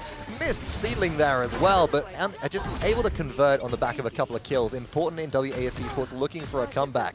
It's just Ash on the objective. Phoenix buying time for the meantime. Cog goes down to Creatives as well, and this is actually a good opportunity to retake for WASD. Flashpoint have reached 99%, but they've met their match. Overtime will tick down. Dome Shield, just so much shielding coming through right now. Record 3 online for Dyler's Bomb King, but nothing can penetrate that Dome Shield. King Bomb's ready as well, but the days of Accelerant are over. Dyler's going to have to find an interesting way to weave this one appropriately into the team fight. What's really important here for me is that King Bomb is ready, but also the Hexafire is just going to come up. King Bomb has to be used by Dyler, but shut down immediately. Out comes Enlightenment as well from Munestina, trying to stave off some of the damage, and that was the execution they were looking for on a Dyler. And now with Creatives finding damage on the backline as well, boxing out with Cybate. Will they be able to get the final shot? Will Munestina pick it up? Will it be enough? Munestina finds 2, Kamika finds Cog as well, and WASD Sports capture this objective, now leading 3-2 in game number 2 of your finals today. Net worth now being led by basically every member of WASD. Of course, being led by Unbelievable himself. Probably just has the most objective time. Gord coming out here, trying to keep him healthy. Might go down, barely gets around the corner. Spunky holding down the most forward positioning for the squad so far. Looking for a hook around the corner. That one's going to miss, unfortunately. So they'll just have to bide their time and wait for that cooldown. Gaze into the abyss then, says Cog. Pulls an Unbelievable. Give your king a big hug, says Dyler as well. And with the wham bam slam, they take out 3 in a row. Nice. Flashpoint able to get a little bit of stabilization plays coming through. Still not able to kill Kamika. Let's just take a quick look at the KDA on your screen right now. Kamika died 9 times this game. Low on their team will be Munestina and Unbelievable, but they're staying alive as support very remarkably well. Yeah, that wombo combo is kind of what I was looking for in the first round. That's what I was talking about. They get it out of the way, they skunk all the momentum, and now they have plenty of time to get these ultimates charged back up. Or so I said. And, you know, payload's sitting at about halfway, but WASD win a quick team fight with only 1 ultimate used there in the Fae Flight. Oh, and that's really going to be impactful here as well. But transitioning to this final corner, Flashpoint have the opportunity to hold on again. Munestina taking some high ground advantage, recognizing that the fall-off from their heirloom rifle on Lian is not as significant as it is on the champions we're used to seeing them play, such as maybe the Androxus, maybe even Alex as well. And able to box out more at distance, but finds the Grace shut down on the Cybate, eliminating 1 initially. Has their Enlightenment ready, could be used here if they get into trouble, but they're shut down by Phoenix before they can even react. There comes the assert dominance as well for Phoenix. He's very low HP, getting topped off a little bit right now from Ceres. But it's, working his way back into this fight. Cloud pressuring out Creatives. He's eating a ton of damage from Willow. It may have bitten off more than he can chew. Now the issue is being taken to him. Creatives finds the kill, but Cybate gets to the back line and cleans him up. Dome Shield now on the objective as well. Phoenix going to be able to contest some of that with their shoulder bash damage reduction. Looking for poke on the Kamika as well, but it's Barik as well as this Maldamba on the objective trying to hold it down. Cloud's back on the respawns as well as Cybate as well. Scout is active for the CC immunity if necessary, but Spunk deactivates. Ancient Rage up into the air goes Willow. Creatives looking for long distance damage as the clock keeps on ticking. The respawns keep on coming. Cloud is going to fall here to a mid-air shot from Creatives. Cybate goes down as well, taken out of the air for a double kill. Will the respawn proximity be enough? Dead Zone is used on the objective to shut down Helion to Phoenix. Only Cog remains. Bomb King has respawned, but no King Bomb available. That's a payload rolling straight on through as Dialer falls as well. And WASD Sports, for the second game in a row, find victory. Beautiful stuff there. Enlightenment comes out for Modestina, chunking Cog, making it a very easy kill and a very easy conversion for WASD's second win in a row. Big healing numbers from both healers. Nothing really standing out to me except for the 3 members of WASD that are over 100,000 damage by a decent margin at that. And we're just going to have to remark on it again. It's like, where was the counter there potentially to Creatives on Willow? Modestina, they had some good duels with Cybate, but ultimately the sheer amount of burst damage, and I hate to say it, the amount of burst damage that doesn't require aiming from this Lian as well. You've got your Valor into Grace. That's 800 damage, which you don't have to necessarily hit a precise shot with, and can also chase enemies around corners with. It's very, very difficult to deal with if you're in that one-on-one situation. And as a result, we saw great scores come out of both teams, but there can be only one victor. I still got to say, Creative's definitely the most impactful player for me in that last game. Sure, we had some great ultimates from Modestina. We saw Cog pick up the triple kill, but Willow just going unmitigated was something which I think that Flashpoint need to think more about before they go so heavily into this draft next time. An investment paying off for WASD. They were the first ones to pick up Willow. They were the first ones to really take a chance on her, figure her out, work her into drafts, and now it's with bans coming in, Drogos is being banned out, and teams are kind of scratching their head at, what kind of blaster can we go to besides Bomb King? And WSD, they've got that answer in Willow. Who's our premier damage dealer? And as you said, they've found it so far. As we go through to the map draft screen, you can see that the next map up, and potentially the final map in this finals of the finals, will be Stone Keep. And that will be another map where, well, this is actually the first map that we saw Willow come out in competitive play by WASD. It's where Creatives really found the opportunity to shine, and whether that'll be the case again, we'll have to find out. Champion draft on your screens momentarily, folks. Don't go anywhere. And with WASD Sports looking at a 3-0 sweep to win the big point of the €500 prize pool in this July finals for the ESL Go4Paladins Cup, let us know who you're rooting for, and let us know who you think is going to win.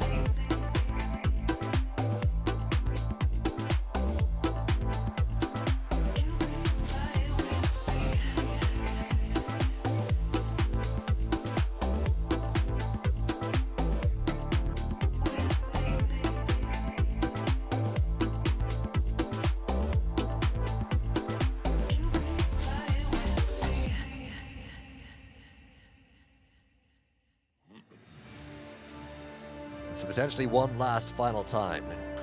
The final game, maybe, of the finals of the ESL Go4Paladins July finals. It's Vox and Pretty. I'm sorry, it's Vox Tem and Hi-Res P back again to take you through the drafting phase of Flashpoint versus WASD. WASD currently up 2 games. Flashpoint looking down the barrel of a smoking gun. Bans are Drogos and Fernando once again. And Flashpoint, similarly, they still have first pick here. They're going to go straight back into the ruckus. They think that this works, but it wasn't enough last game, that's for sure. And we saw this a lot of DreamHack too, right? Where Shift made the point that Ruckus is losing more games than he is winning. Ruckus is that solid pick, I think, that fits into basically any draft. So win or lose, I don't think Ruckus is often going to be your problem. No. This does open up the opportunity again for creatives and slightly shorter Cassie. Is that the nice way of saying it? If Kamika's gone ahead and selected probably what's going to be a tinkering barrack. Seen Unbelievable rock out on this very well so far today, as well as Mudasina as well. It's been really interesting to see that old slug legendary come back into play. You know, Nick, back in the day, I used to play so much, but I got Barrack to like level 17 before he was changed to having the blunderbuss with the shotgun pellets. Oh, God. I absolutely love the slug-based mechanics. It just allows you to take so many ranged kills, especially with Healing Station. You never want to end up in a 1v1 with this champion, but so far, Cybate on Cassie has not been afraid to do so. Yeah, I haven't had the chance to actually play. I mean, it's basically a different character, right? When he's got the longer range slug type of deal going on. How's the fall off on that? Because I haven't had that chance to actually play that legendary on It's Barrack. entirely projectile based. You can hit people for 650 about across as far as your projectile goes. It is wonderful. Barrack has range, baby. Barrack has serious range, but I did not even think about that. The draft keeps on going, folks. Spunky picks up Maltan, but Unbelievable locks in Ash as well, as Makoa was actually stripped away from WASD Sports by Flashpoint here, and I like this decision. Going so far ahead away to looking at the Willow there for just a second, but instead trade in a Grok as well. I would have liked to see the Willow taken away from WASD Sports with their track record on Stone Keep, but letting it go and picking up the Grok instead, this feels like a mistake to me. I think they might run into the same problem that they had in the previous game, is that they've got no way to pressure it out. And Grok kind of leads to a more, like, we're stacking at this point and more punishable, but it will be the Bomb King. That's just as good of an answer, especially for creatives. Like, he can play that just as well as the Willow, so I'm not mad at this whatsoever. It's a big risk, though, from the guys here on Flashpoint. It is. It really is. And whilst Dead Zone might have been a useful counter potentially to the healing totem out of Grok, I think that possibly throwing out a Grumpy Bomb and then chain reaction detonations off the back of that are equally as devastating. So we'll have to see exactly what comes to the forefront of this scene and what legendaries will be picked up. But as you know, folks, we can only find that out in game. So we'll have a couple of minutes left on the clock. The players are set and ready, and they'll be heading into the game very shortly. Once again, let us know who you think has the edge in terms of champion draft, and we'll see you for game number 3 on Stone Keep in just a moment.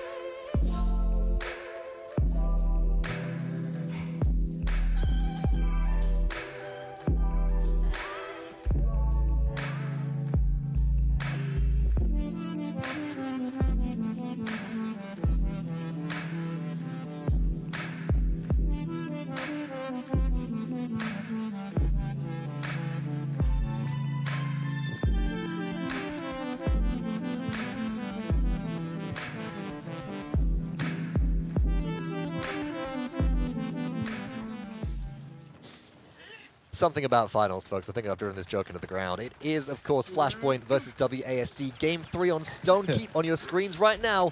Let's not waste any time and check out the legendaries, as it will be Kolkok again on Mortal Reach Ceres for Flashpoint, Cephicloud, Aerial Assault, Ruckus, Phanex on Leviathan, Makoa, okay, color me interested, Cybate on Maelstrom, Grok, and Dyla on Exaction, Cassie.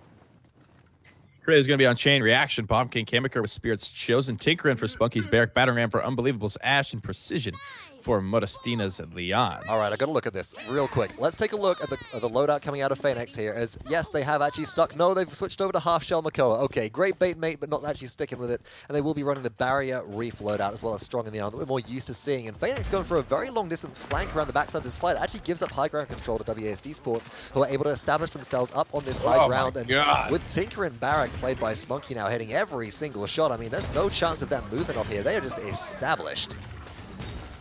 Taking a lot of punishment, Cephicloud.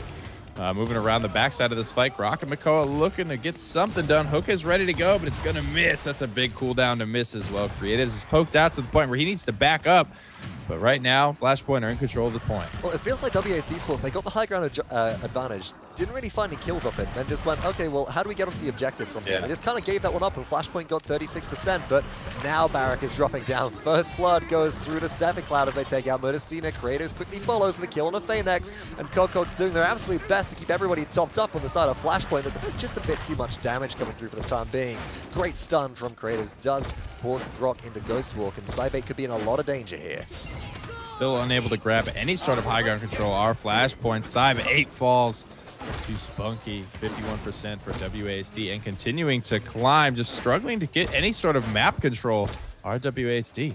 Yeah, and they just really not being able to sit. Well, WASD now able to sit on the objective once they got themselves established, but Flashpoint can't find a way back in. Creatives was poked out very low. The kill wasn't finished off by Spunky there on Makoa. Able to escape around a corner with 276 health. Just left is able to throw out a Grumpy Bomb, set up some stun potential, and regenerate out of combat for a while, with Mending Spirits now coming through as Cephicloud tries to put the pressure on. In comes King Bomb. Creatives going to be taking the sidle around the back of this fight, trying to find somebody, anybody, and roll straight into a wall.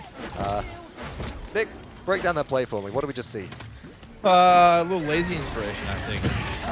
I take it, but that's a nice wombo combo coming through on the objective. Hexafire from the sky is used. Straight up convergence as well to pull people in and try and mitigate some of that aggression. And it is overtime for WASD Sports, so they've captured 99% of the objective, but Flashpoint find 3 on the back of that fight.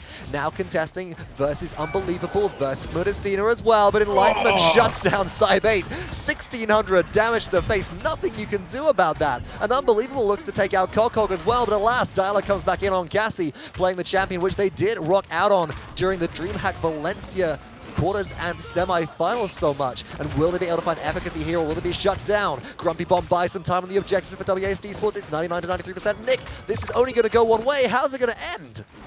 Cog with some really good position. They keep his team topped up this entire time. Overtime continues to be reset until we can see some convincing team fight wins here. Cephicloud up into the air, trying to stay alive, but Creatives is destroying him. But now he's on the back foot as Unbelievable has fallen. No more forward zone being held. Vox, the fight has finally come to an end, and it is Flashpoint that have found their way out on top. It's just I'm watching dancing here, man. It's an EU conquer. That's all that we're seeing in this situation. And Flashpoint, they were able to capture the first objective, but it's stagger after stagger after stagger. Not a whole lot of zoning actually coming out on this map of Stone Keep, and it's not exactly a map which is built around zoning. It's a very short distance between spawn and objective, but I feel like both teams could have done a better job.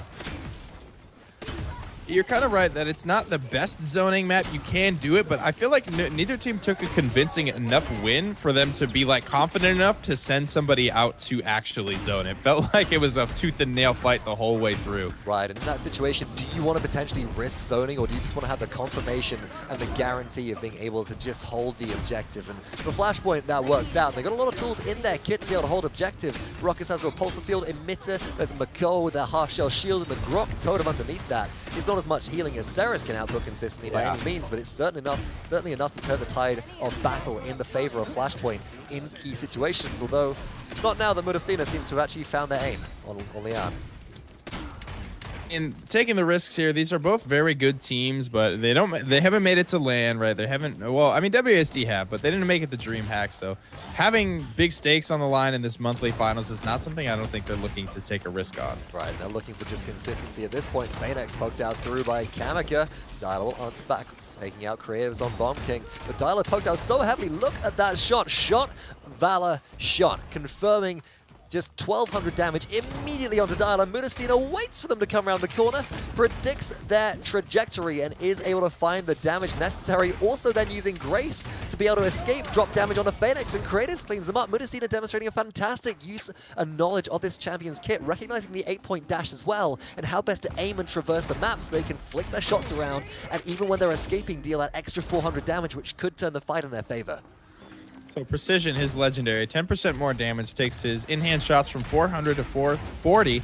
But because those two abilities count as weapon shots, Vox, those benefit from that damage bonus as well? And not just that, yeah, they absolutely do. You'll be dealing 440 damage off both of those, as well as getting the 8 shots reloaded into your clip immediately following Grace. And Munastina is able to use that to their advantage to keep on channeling these together. Doesn't get the Enlightenment off in time, though, so won't stay alive versus Side 8, but likely would have been a wasted ultimate there anyway. Flashpoint keeping this payload in contest could be in some trouble here. Phoenix appears to have just stood still there on the objective. Could be in a bit of trouble, and now starting to move again. Will be able to sustain through that damage.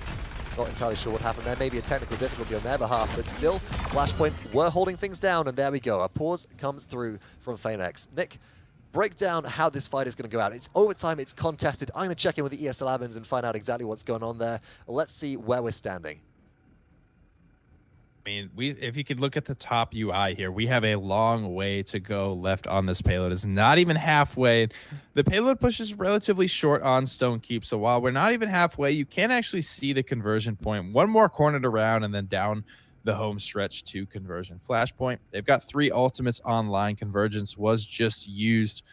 They're sitting on the Hexafire, the Ancient Rage, the Tempest, all good offensive capabilities here to find that punch through to conversion. But WASD, I mean, we've seen it so many times where they are able to hold or win team fights without even really using an ultimate, without even really having some crazy defining moment in a team fight. They just somehow find an angle, hit the gas pedal, and win the fight for free. And even if they can't find that magical moment, they can certainly create it with 5 ultimates: King Bomb, Dread Serpent, Dome Shield, Assert Dominance, and Enlightenment. They have everything that they need to find the win and the defense in this payload push. They're going to try to do it with as little as possible so they can bring these ultimates into the next round and take control of that fight. But they're looking like they're in a pretty good spot here. I don't see them needing to use much in this instance. Flashpoint, like we mentioned, they've just got such a long way to go. They've got no healer here except for Cybate. The healing totem could potentially swing this fight, but Siffa Cloud, he's almost dead. He's on your screen right now. Only 600 HP to his name. Phoenix sitting about half HP. Cybate is full, but I don't know if he'll be able to hold down this front line for very long against the onslaught that is WASD. Going to be a bit of a tricky one there as well. And you mentioned ultimates that could be utilized. I mean, we've remarked on this a few different times so far. Enlightenment certainly has a potential to turn things around just in a 1v1 for Lian so far, but there's an interesting mechanic with her ultimate as well, Nick. So why would this potentially be a better ultimate to use in the defense than maybe any one of the others?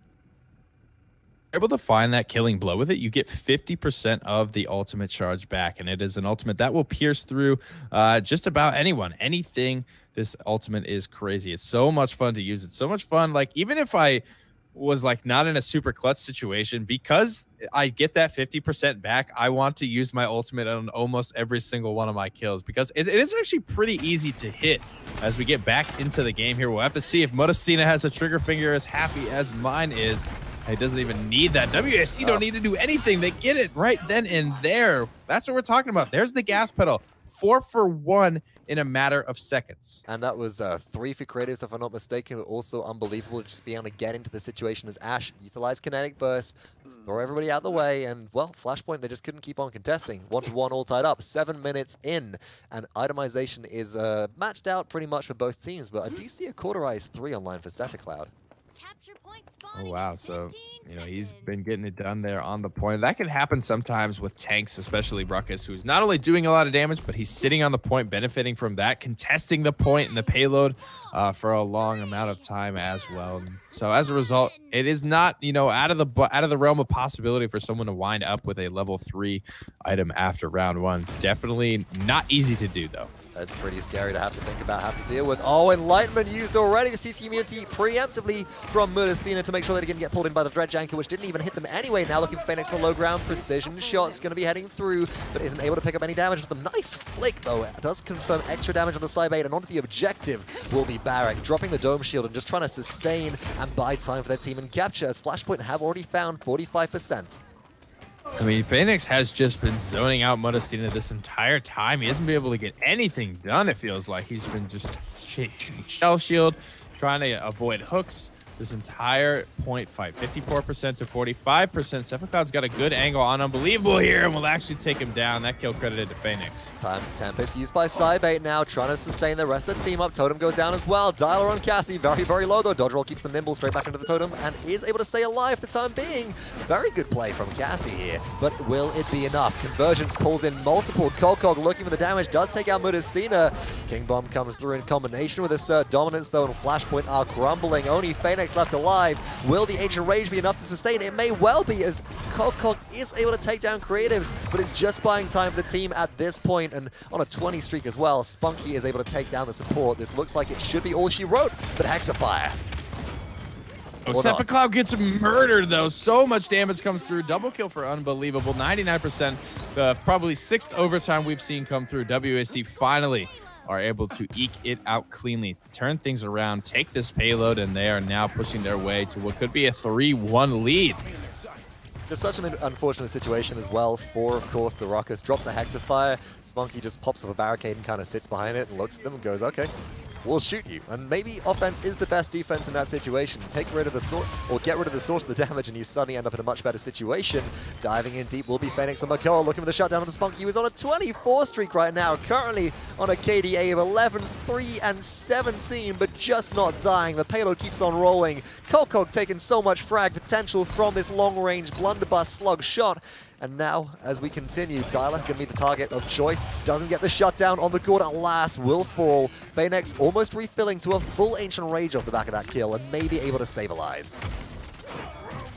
Building for a reason does finally drop that big streak. Creatives picks up the kill as well, but Flashpoint in a good spot, stabilizing well, but a minute and 25 seconds remain in this payload push, and they have already made much more progress than Flashpoint were able to make in the entirety of the previous round. That's really impactful in this situation as well, but Dome Shield is used on the objective. Sent flying off the map is Sephiroth. Ragdoll to the max there. Cybait, 25 health. Get out of here, says Unbelievable. And WASD keep this payload rolling. Look at the backline damage for Dialer is Unbelievable, but again, the cauterize is so significant that Ceres just can't do anything here.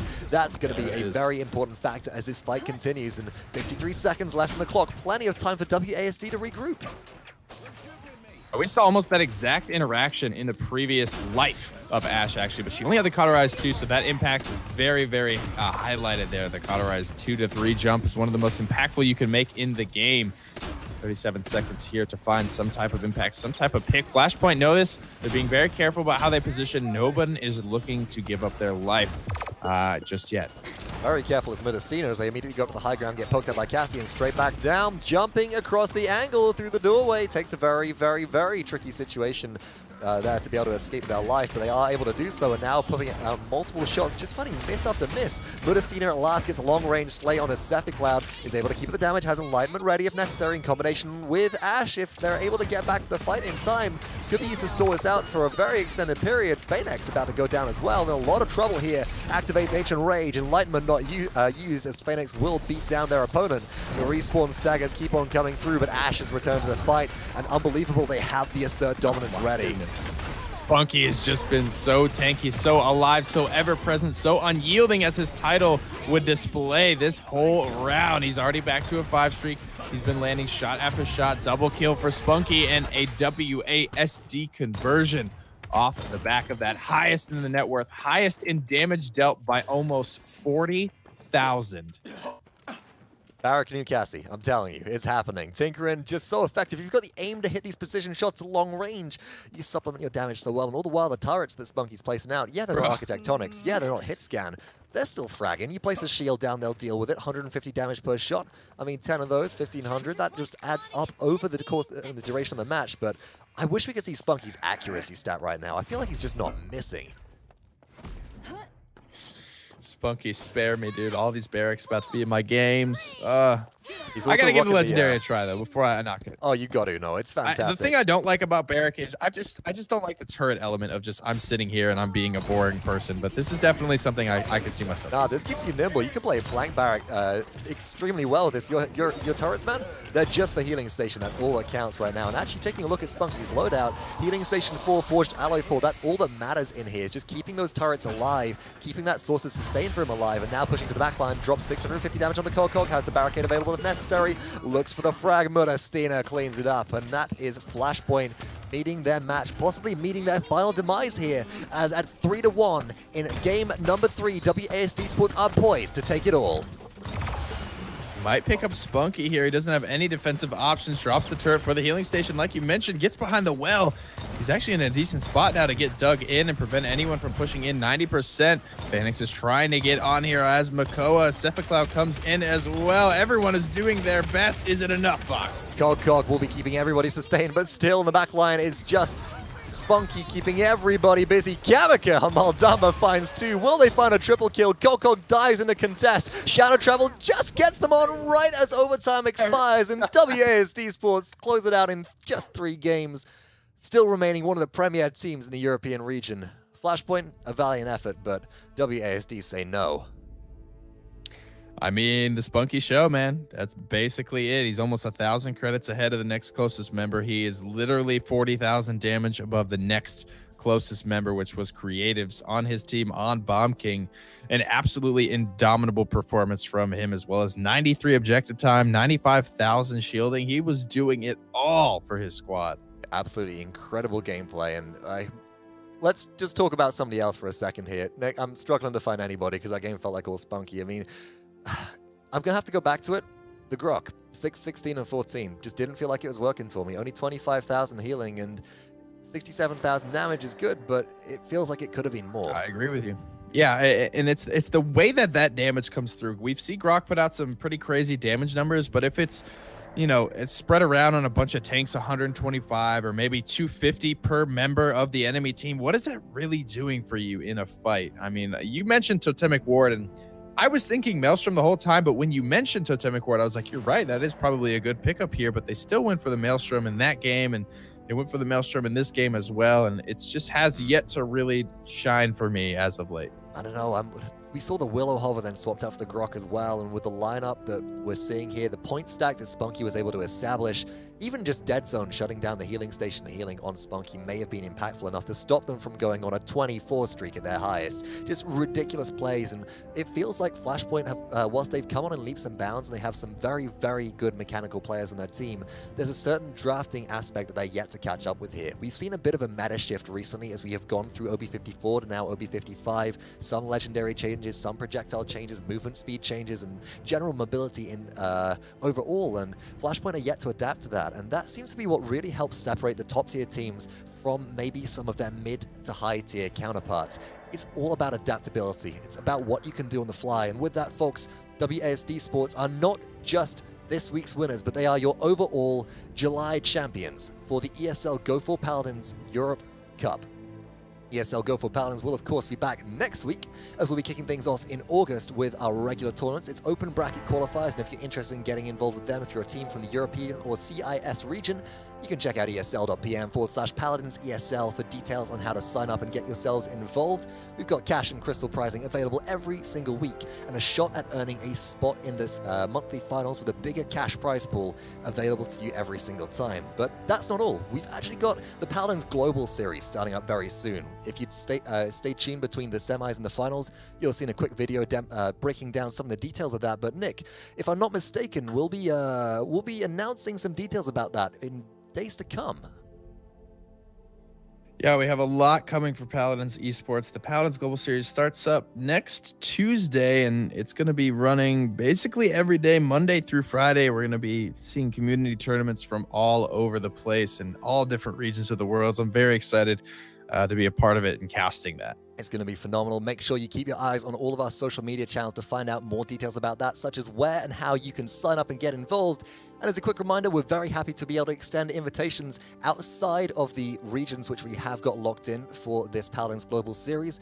Players from the continent of Africa are able to compete in the European Cup, and players from India are able to compete in the SEA Cup. All details regarding this are actually listed on paladinsworld.com in our announcement post there. So if you're curious and if you're not from one of our primary regions and you are looking to maybe compete in this, go ahead and check out the post just to see any fine print, any fine details, and you can always shoot us a buzz if you need some extra clarification. But that brings us to a close. This has been the July finals of the ESL Go4Paladins Europe Cup. We say thank you for watching and stay tuned because we're going to see you back again next week for more Paladins action.